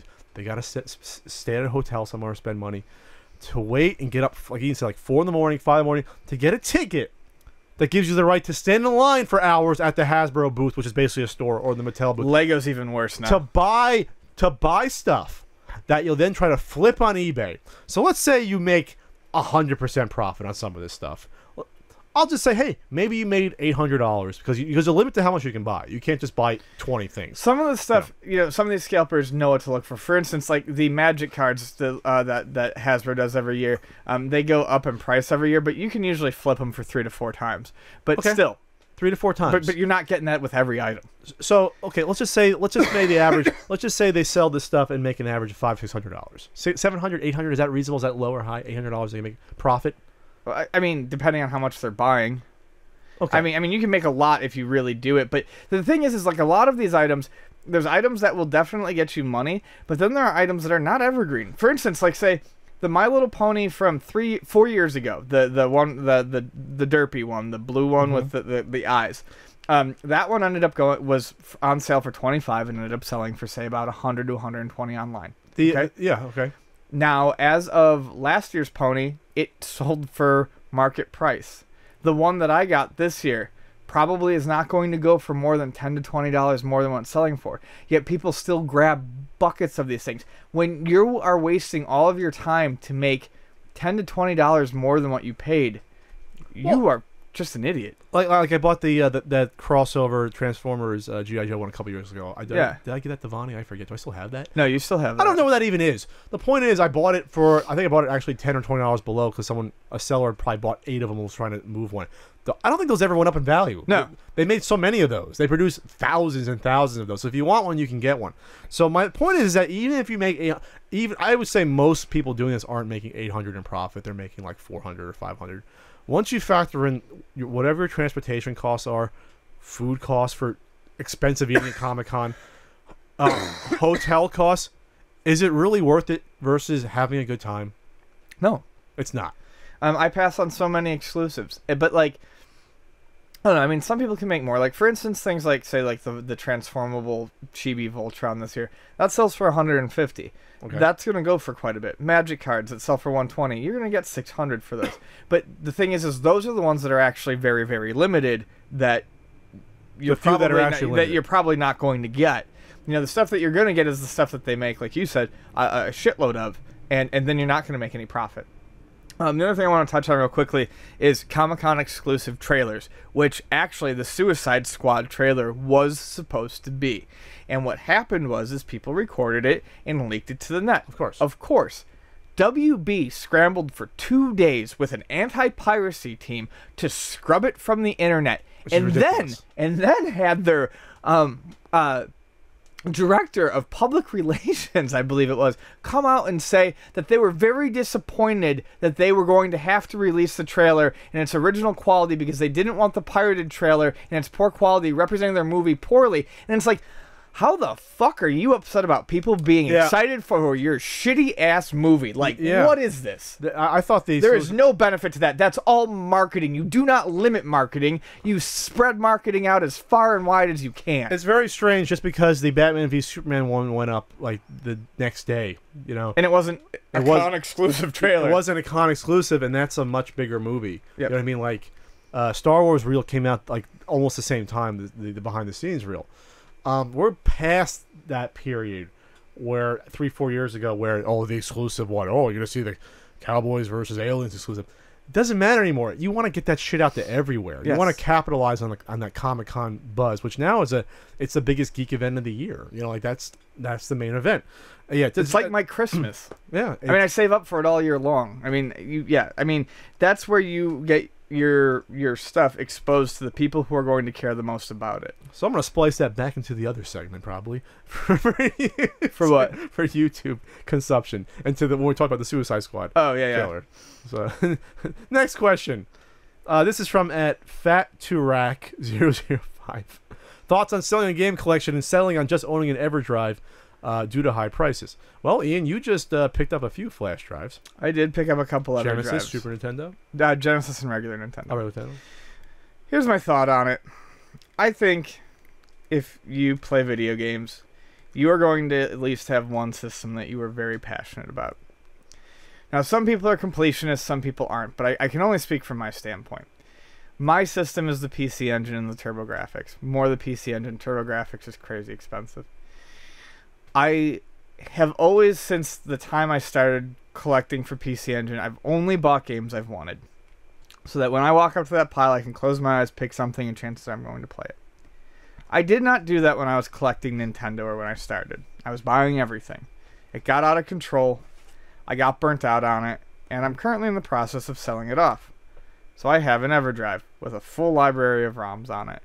And you know what? It's just fine to me. Why? Because I get to play games that, honestly, I would never drop the money on. The compatibility is not perfect, but it's good enough. The Genesis compatibility needs a little work, but it's still good enough. I don't think it's a horrible thing if you just want to play games. I do think if you are really passionate about video games, you're going to have a system you collect for. You're going to have a niche you collect for. There are certain Nintendo games, even though I'm getting rid of the majority of them, that I won't get rid of because I love them or I have some sort of sentimental attachment to them. I think that's there is a middle point between a collector and someone who just wants to dick around with games for a little bit.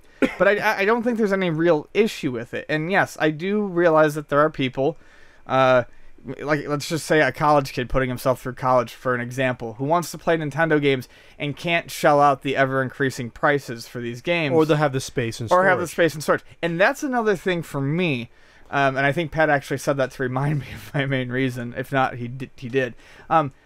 I did. I live in an apartment in San Diego with my wife. I only have so much space. There does become a point where this shit just takes up too much goddamn room. I need that space back for books and stuff like that, and for music. So, it also becomes that. It's like, how do you manage the space where you live? I'm gonna start looking at practicality, just because I'm at like 250 Genesis games or something like that. Right. I have a lot of Genesis games. Usually, I say 95% from the swap meet. So it's like, I didn't spend a lot of money on it, but it's like, if I'm not playing them now, don't have the time to play them. What's the point of having them take up that space? I'm gonna get to that point probably soon enough with probably the Genesis, probably N64, probably Super Nintendo. These weren't systems that I was in love with. I didn't have the N64 as a kid. Didn't have the Genesis. Super Nintendo I had like 10 games for. I'll keep my Nintendo games probably always. I'll probably always keep my TurboGrafx stuff. Those are my two of my heart. The other ones, they might go at some point. They might get pared down to just my favorites, or maybe the weird quirky ones that I like, and maybe just the rare ones just to keep them. But all that middle of the road stuff, be like, I don't need to have Maximum Carnage on Super Nintendo. I just don't. I think there's a lot of people like our age too who have collected things, whether completionists or not. No, I'm not even saying old, but you just realize that having all this stuff is kind of unnecessary. Yeah. I know people who are paring down their record collections. I'm paring down my video game collection. My wife is paring down her figurine collection. Like, at some point, you just look around and you're like, fuck it. How the fuck did I get all this shit? Oh yeah, well it's over 15 years. That's what it is. Yeah. I'm already thinking about if I want to move in a couple years, I gotta box all this shit up, and now I want my collection's now 3 to 4 times easily what it was when I moved from New Jersey, and that was a fucking pain in the ass. Right. To box that. This will be even worse. The only good news is now if I move, I'm going to stay more local. I can do it all myself and not have to worry about some shifty freaking company out of Bayonne that loses my most important box. That's all the discussion. So, EverDrive, it's fine. Do it. I don't have any qualms against going the EverDrive route.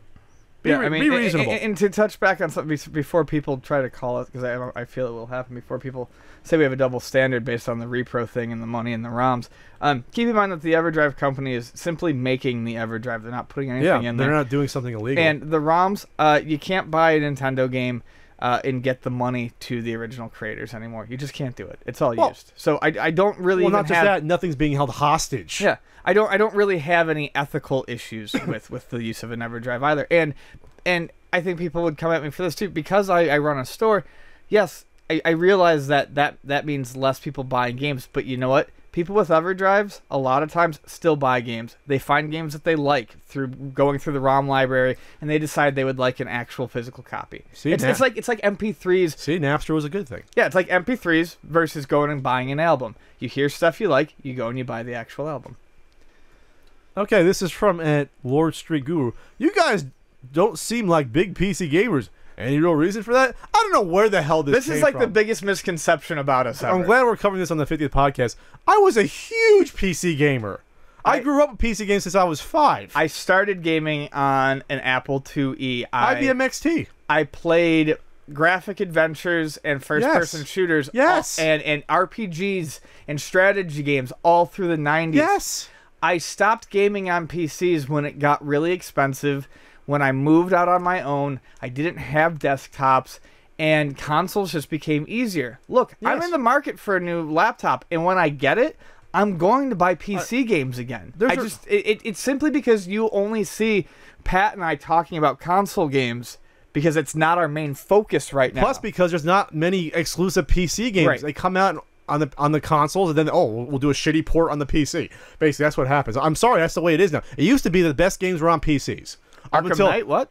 Until like 10 years ago, the best games were on PCs. And that's the reason why I don't have an affinity for Super Nintendo. I don't have an affinity for PlayStation.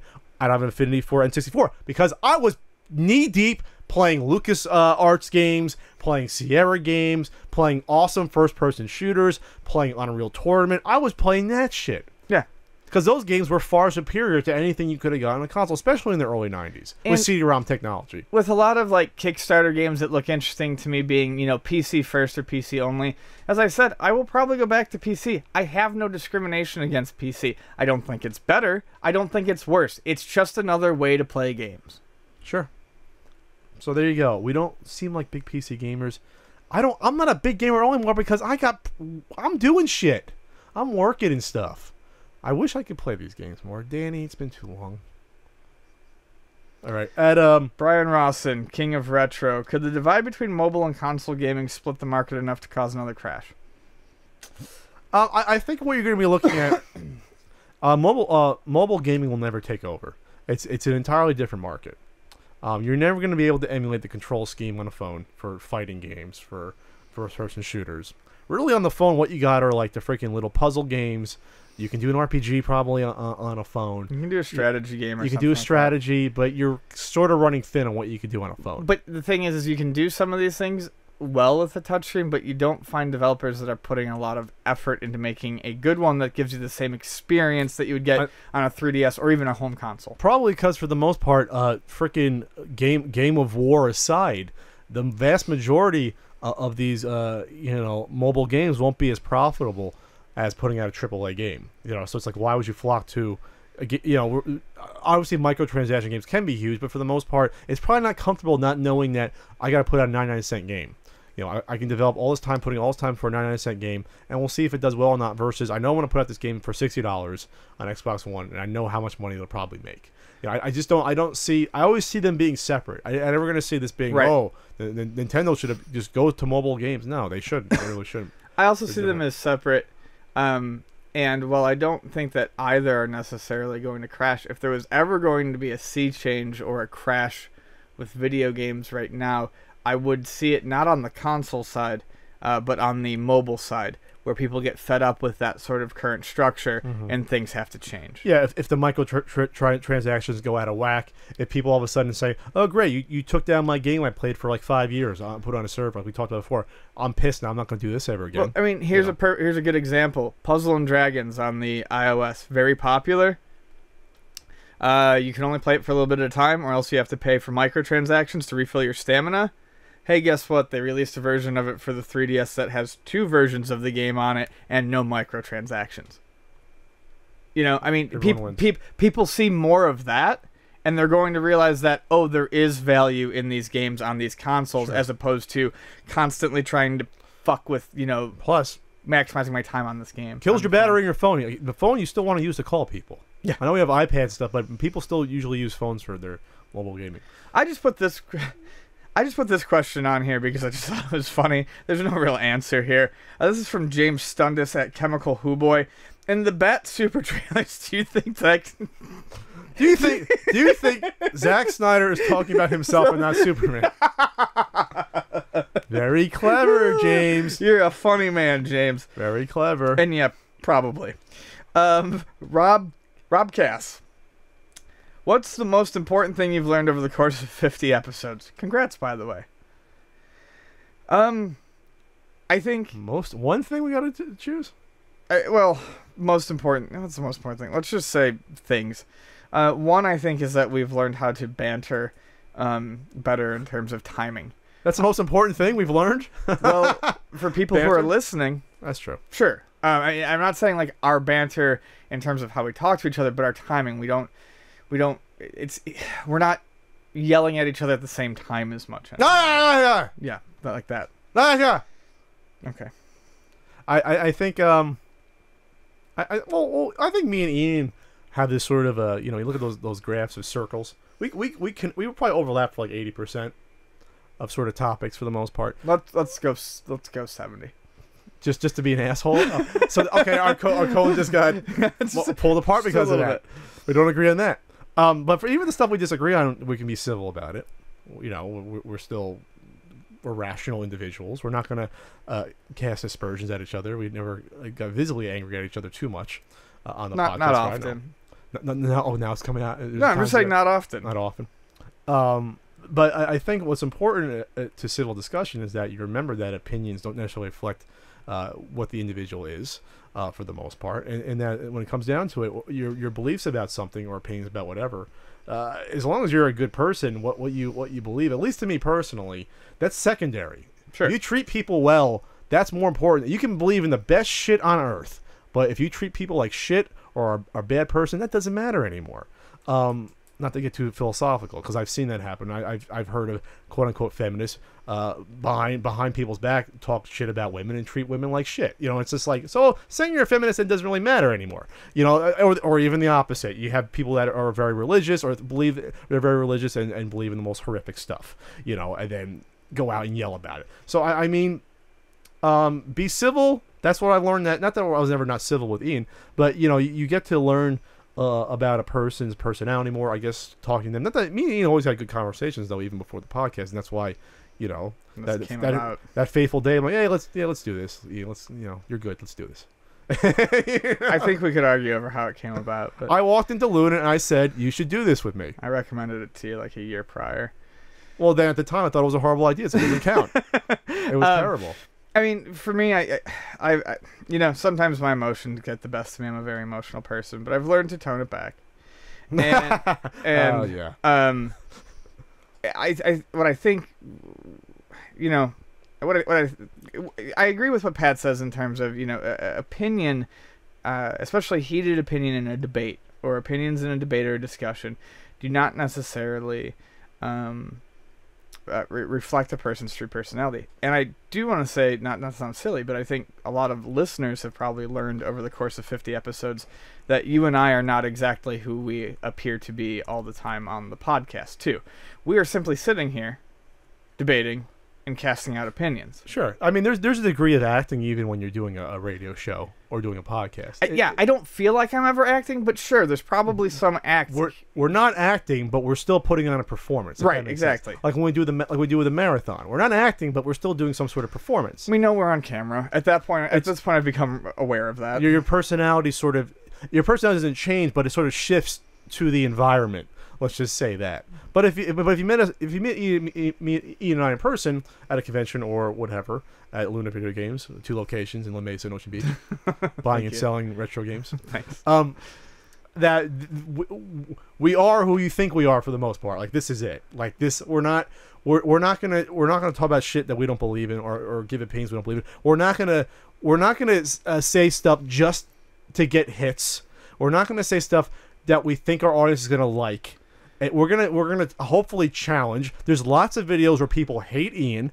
he thinks it's only him, but no, people have hated on me. I got tons of shit. I had people making videos about me because I tore down talking about the Smash Brothers, the two different modes, competitive versus people. People got on me for that, and at the end of the day, though, it's like, we're not going to just spoon feed you bullshit. That's at least what I think. We're not going to spoon feed you what we think you should hear. Sometimes we'll debate each other, but even if we don't debate each other, even if we agree on a subject, I'll try to play devil's advocate or do a spin. You'll try to come out at a different angle to at least bring something to the table that you wouldn't expect just from saying, "Oh, I'm going to talk to you about something for 5 minutes," and it's exactly what you think I was going to say about it.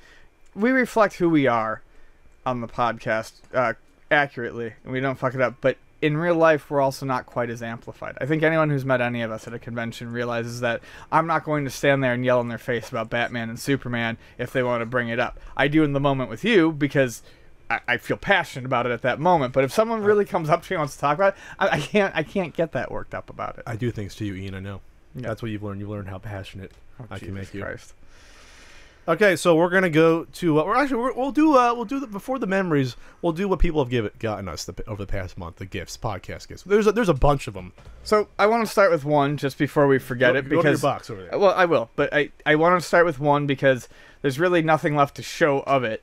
Jen Castillo sent us another box. She sent Pat some eye pillows a while back, and she sent an eye pillow for me and for Vonnie, and another one for Pat and for Frank, because she had updated how she had made them. She updated with like a little cartoon, comic like Captain America, Iron Man, Thor, and like Spider-Man.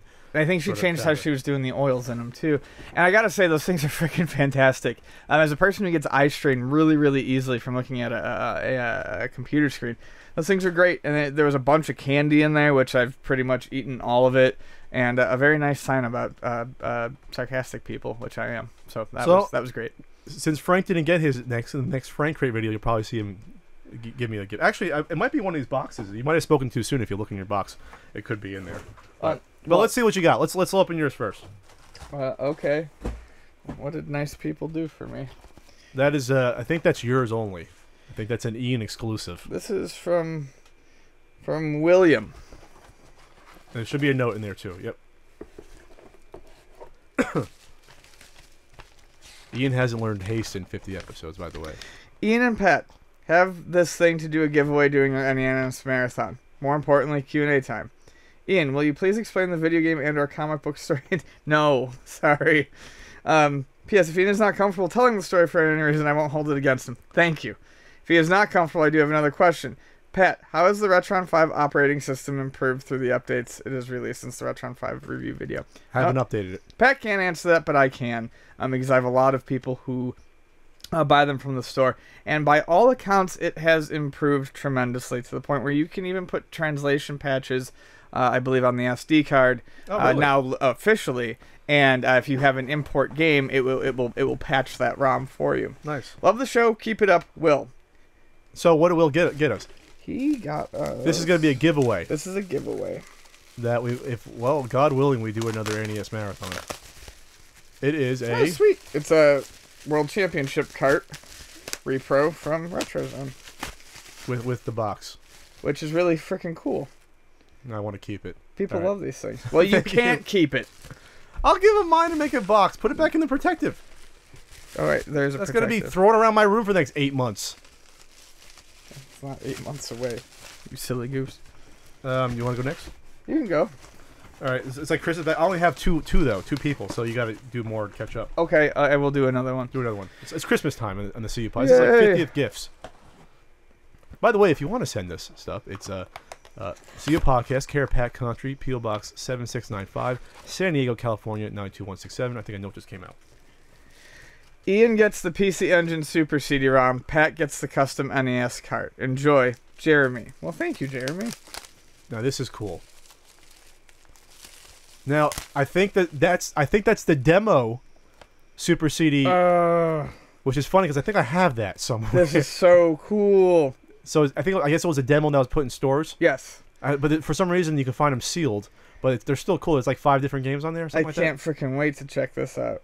It's Falcom too, so you know the music is Falcom and Red, so the music is gonna be fantastic. And so what's show me see that game? This is actually So it's the Pat the NES Punk Volume 1, available now on Amazon and my website, DVD. It's on my NES cart. Now I'm wondering what game this is. yeah, yes, that's what I'm most curious about too. It even has the Nintendo seal of approval. NES Pat-USA, very cute. That's Thank you very much. awesome. What was his name? Jeremy. Thank you, Jeremy. That was very, very kind of you. That is awesome. do that. I like the serial number. How many more packages you got left? I have 1, 2, More than 3? 3. Okay, then you do one more, then I'll go. Oh, and here's one of the pillows. Yes, there's the pillow. This is the pillow from Jen. Yep. These things are freaking fantastic. I put them in the damn freezer. Oh, it smells like fennel. It's so nice. I put them in the freezer, and I just put it on my eyes before I go to bed, and then it falls off at some point, but that's okay. Oh, it feels good. All right, you go next. One more time. This is from Roland. Hi, Roland. There should be a tab on the other side open. Yeah, on the side. Beep beep Give me. beep, Yeah, right there. beep beep. I don't know what the fuck are you talking about. Right here. Okay. Thanks. There's a note in there too. Let's read a note. I like your graph paper. Hey, y'all. Enjoy the podcast. Keep it up. Here are some PC Engine games for Ian. I'm making out like a bandit. Why? Thank you, people. Sorry, Pat. Nothing for you. Figured you didn't need another Mario Duck Hunt or NES Play Action Football. Thanks, Roland Curtis. P.S. Ian, judging from your taste in music, you should check out some of these artists if you haven't already. Zombie, Steve Moore, Major, Umberto, Trans Am. I love Trans Am. Catacumba, and the Illo Suono Scuro mixes by Dark Lord Disco. I will. Thanks, Roland. Thank you, Roland. Yeah, I don't need another Super Mario Duck Hunt, but you know I would need a PC Engine game. That would have been nice. That would have been swell, Roland. What games are they? Oh, I'm trying to remember. I should know this one. Well, it's by Riot, so I'm gonna like it. Oh, Conan, the Boy in the Future. I'd like Conan the Boy in the Advanced Future. Variable Geo, which is a lot of fun. I have played that before. I liked Advanced. And this, which is, I can't remember the name of it, but it's an RPG. It's like a Geiger-esque RPG. I'd like the Geiger-esque RPG. You would, wouldn't you? Thanks, Roland. See you in hell. Thanks, Roland. I appreciate you. This is from Sean Robbins. Ooh, little Amazon gift things. All right. Well, it says what all three of them are, what the gifts are. Wow, we got 2 amiibo, and I'm gonna probably say which one I want. First, we got a Jelly Belly Sours gift bag. I will eat all of those. No, you won't, because I want a few at least. So we got that. Thank you very much. Candy. We got 2 amiibo. I love candy. Wow! Oh wow! Jesus. He got a gift wrap for us. That's extra. You don't have to do that. I've got gift wrapping here. Yeah. There's a note. Sour apple, sour cherry. Proud listener and Patreon supporter. Thank you of the CU podcast for nearly a year. Wow. Sour I love grape. the balance that it strikes between informative and fun. Well, that's just good marketing material right there we can use. Keep up the great work. If you're interested, I produce and host a radio show in college. Station WVCR 88.3 FM as a volunteer titled The J-Pop Exchange. Neat. Very specific. It contains exclusive interviews with anime plus game composers and a lot more. Show website is www.jpopexchange or jpopexchange.net. J-Pop Exchange, all one word? jpopexchange.net. I will go check that out. So let's open these up. Are these these two? What's that? No, that's separate. That's separate, Ian. Garrett Webb? That's separate. Oh, so it's just that one. Okay. Here, you can open one, I'll open the other. There you go. But I want one specifically. Okay, calm yourself. I don't have any amiibo.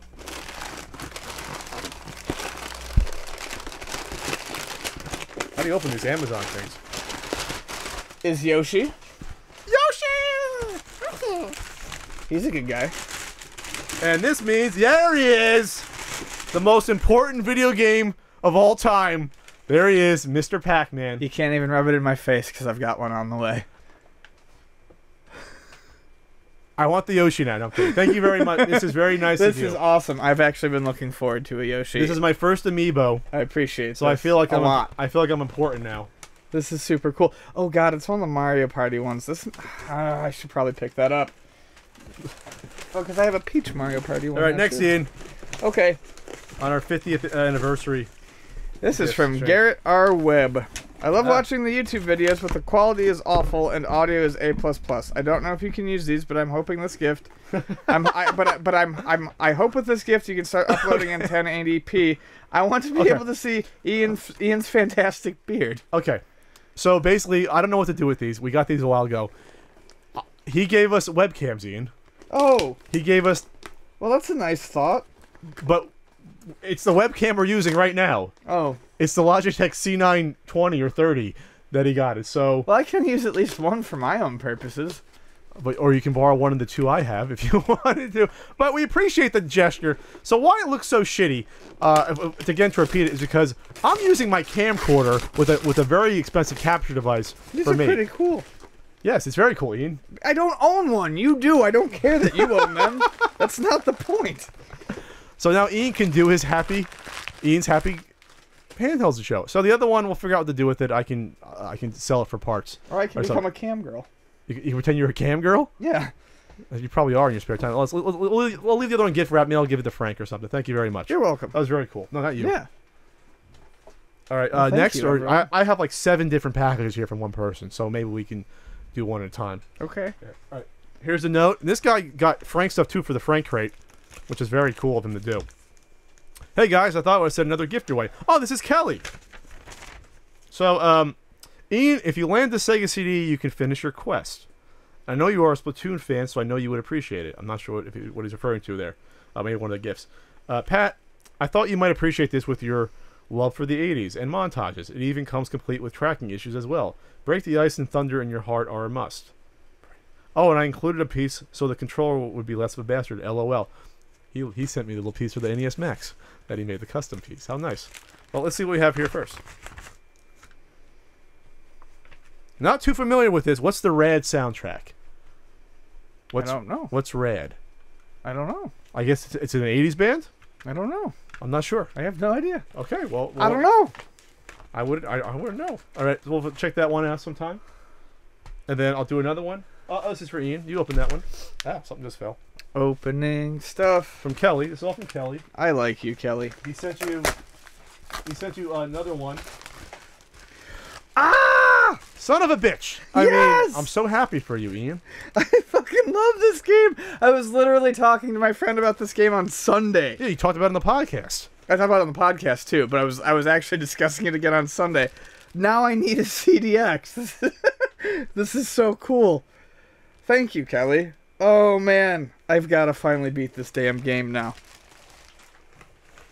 You have any more over there? Nope. All right, you have one more. Hold on. What was this? Okay. We have one more, and I have a couple, and we have a dual one. So I'll open the next one. Oh, here it is. Here is the missing piece from the NES Max. Kelly last time made me the joystick NES Max. And here's the thumb pad in case I want to put it back together. Thank you, Kelly. That's great. Oh, Ian's going right. He didn't even bother to wait. Well, I thought we were just supposed to open it. Oh, well, you just did. So you have another amiibo. Yeah, but holy crap. What? It's modified. That's so cool. That looks so good. Oh, wow. It's a neon green and blue and orange. I should know exactly which one this is, but I don't. But it's awesome. Wow. It's awesome all the same. That's incredible. Oh my god, it's a fucking... That's so cool. It's a Splatoon Mega Man. He's got ink. That's awesome, Ian. He's got ink coming out of his fucking gun. That's fantastic, Ian. I like your piece. Now you can fix your controller. I think this is a cruel joke. I sort of turned into a cruel joke from Kelly. Just because I took a shot at it. Because you were so ungrateful. Oh, okay. I guess this goes with the Rad CD. What is it? It's Rad on DVD. Oh, it's a movie. okay, yeah, Okay. I know what that is. I've seen the movie. You've never seen Rad? No, I haven't. Okay, you need to see Crew Rad. Jones is the best BMX Yes, biker in Cochrane. it's so good. He's got the talent to become the best BMX daredevil in the world. Thank you, Kelly. Oh, it's a burned DVD. It looks like it's burned DVD. Is that official? It's official. What year did this come out? No, this is not official. It cannot be official. Maybe not. I mean, This I is don't know not if it got. This is like laser. Like this is like the. It doesn't matter if it's official. You need to watch. No, the I'll damn watch movie. it. I'm just saying. You know. It's good.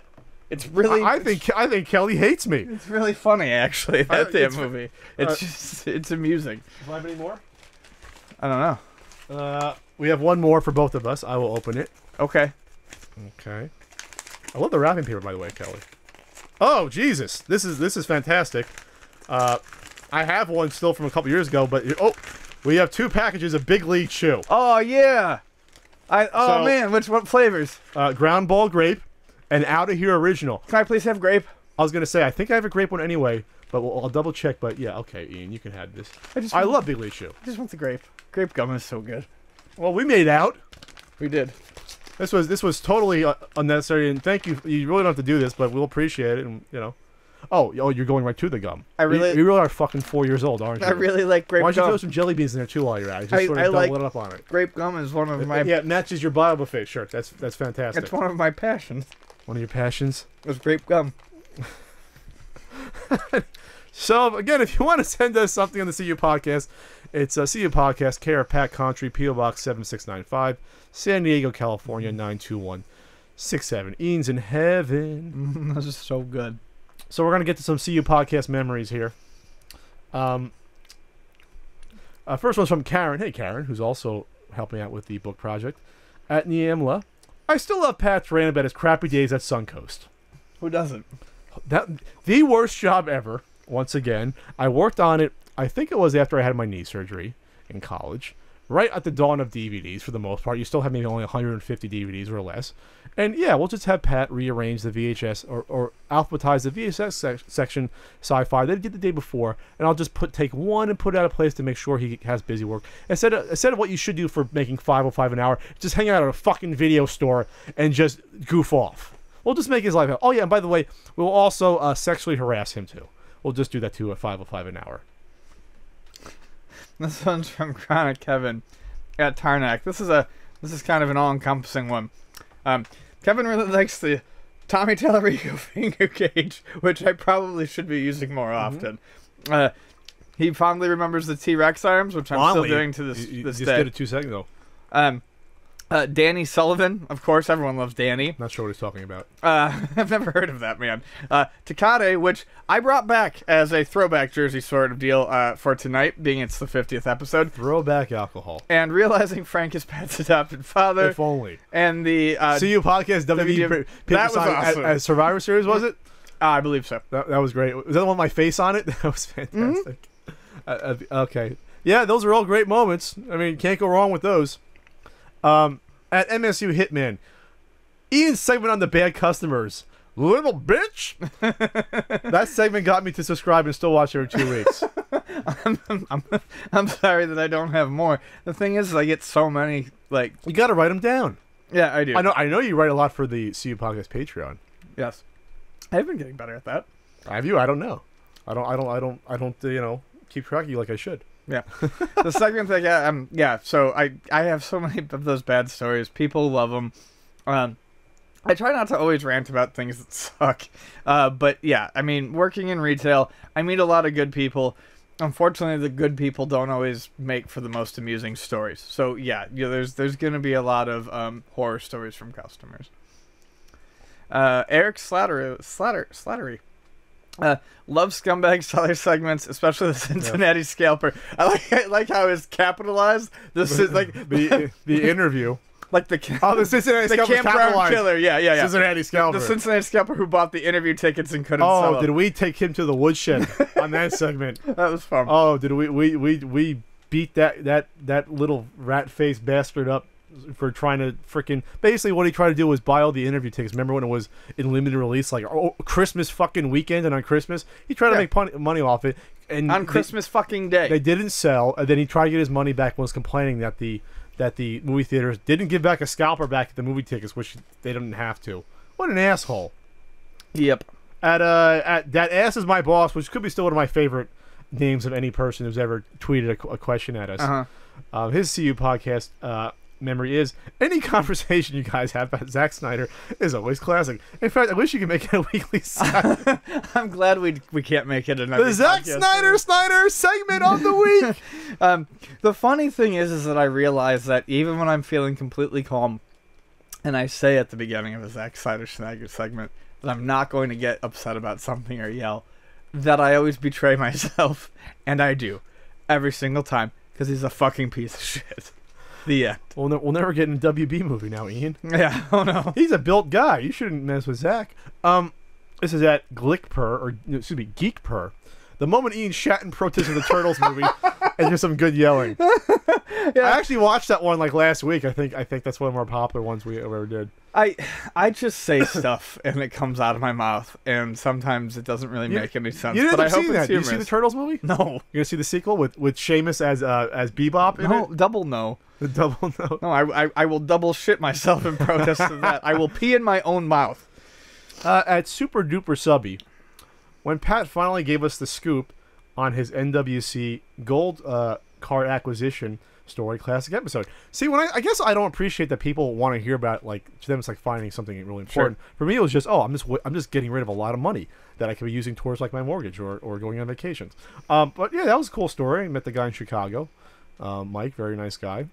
Yeah, that hope you appreciate me wasting money.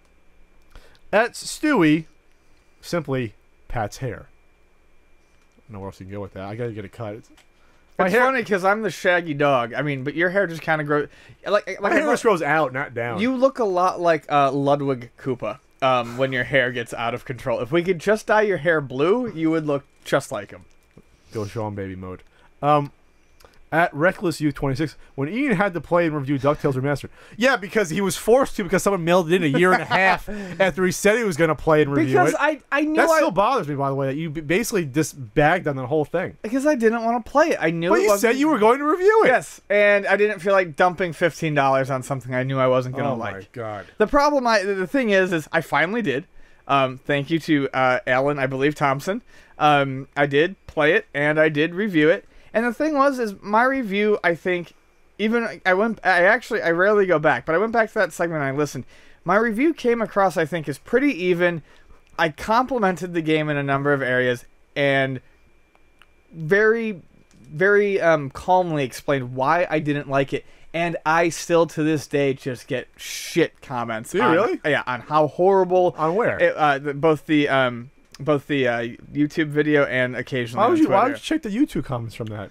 I don't know, because I felt like maybe I was reasonable enough to have people be like, "Oh, okay, I get it." It's but YouTube. yeah, it's YouTube. You're gonna learn that you should not respond on YouTube. You still, that's one thing you haven't learned in 50 episodes of the CU podcast. Because sometimes I just like going toe to toe with those fucking scumbags. Oh god, that's not gonna be helpful. Peyton Ellis 767.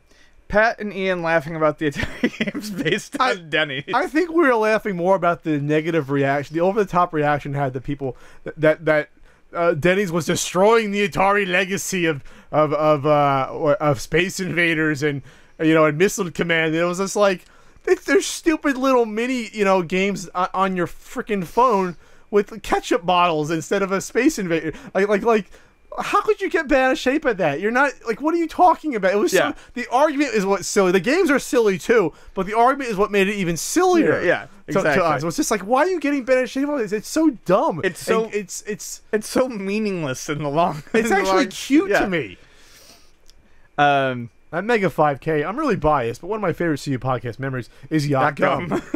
I'm not ashamed to admit it. So I'm not positive. I think we were talking about... I think we were talking about Yacht Club games in a discussion about Shovel Knight when Shovel Knight was coming out.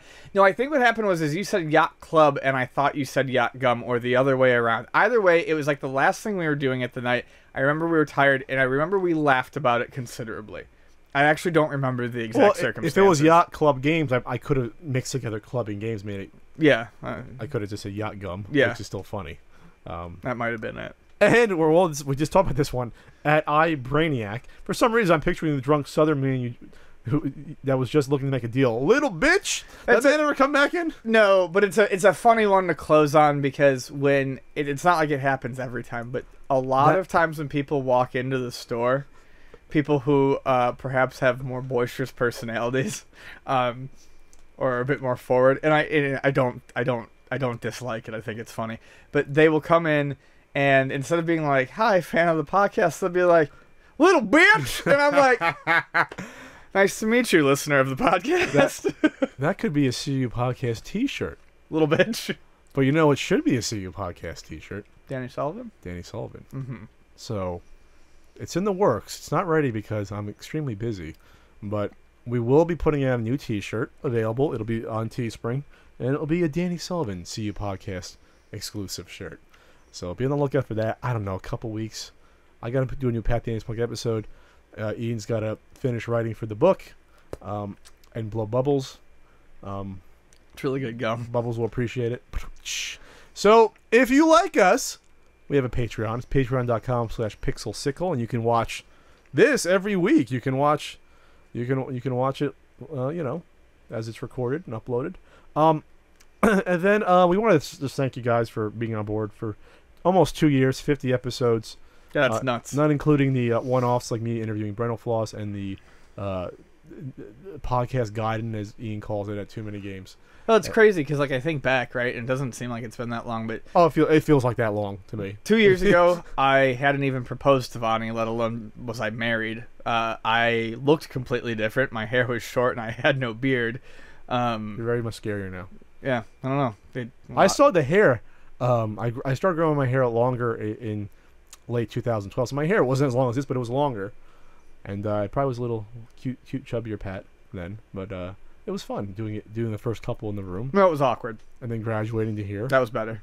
You were awkward. You're still awkward. Mm-hmm. I believe. That's fine. Here's to 50 more. Yeah, I mean, sure, why not? 50 just seems like a big number. But we did 50. Imagine if we were doing it every week, then it'd be double. This would be the 100th episode by now. I'd have a lot more grays than you would too. Well, no, in the same amount of time. I said if we did it every week, by now it'd be 100 episodes. Yeah. Oh, you're saying from the stress? From stress. I know it's stressful. You come here and shooting the shit for 2 hours. Yeah. It's very stressful. Pat, I can make jokes. So with that, we'll see you in a couple weeks. I'll be at Con Bravo in Canada. I'm jealous of you. Well, you could go a last-minute Buffalo trip. No, I can't. Any words of advice before we head on out? Uh, Words of wisdom? Floss.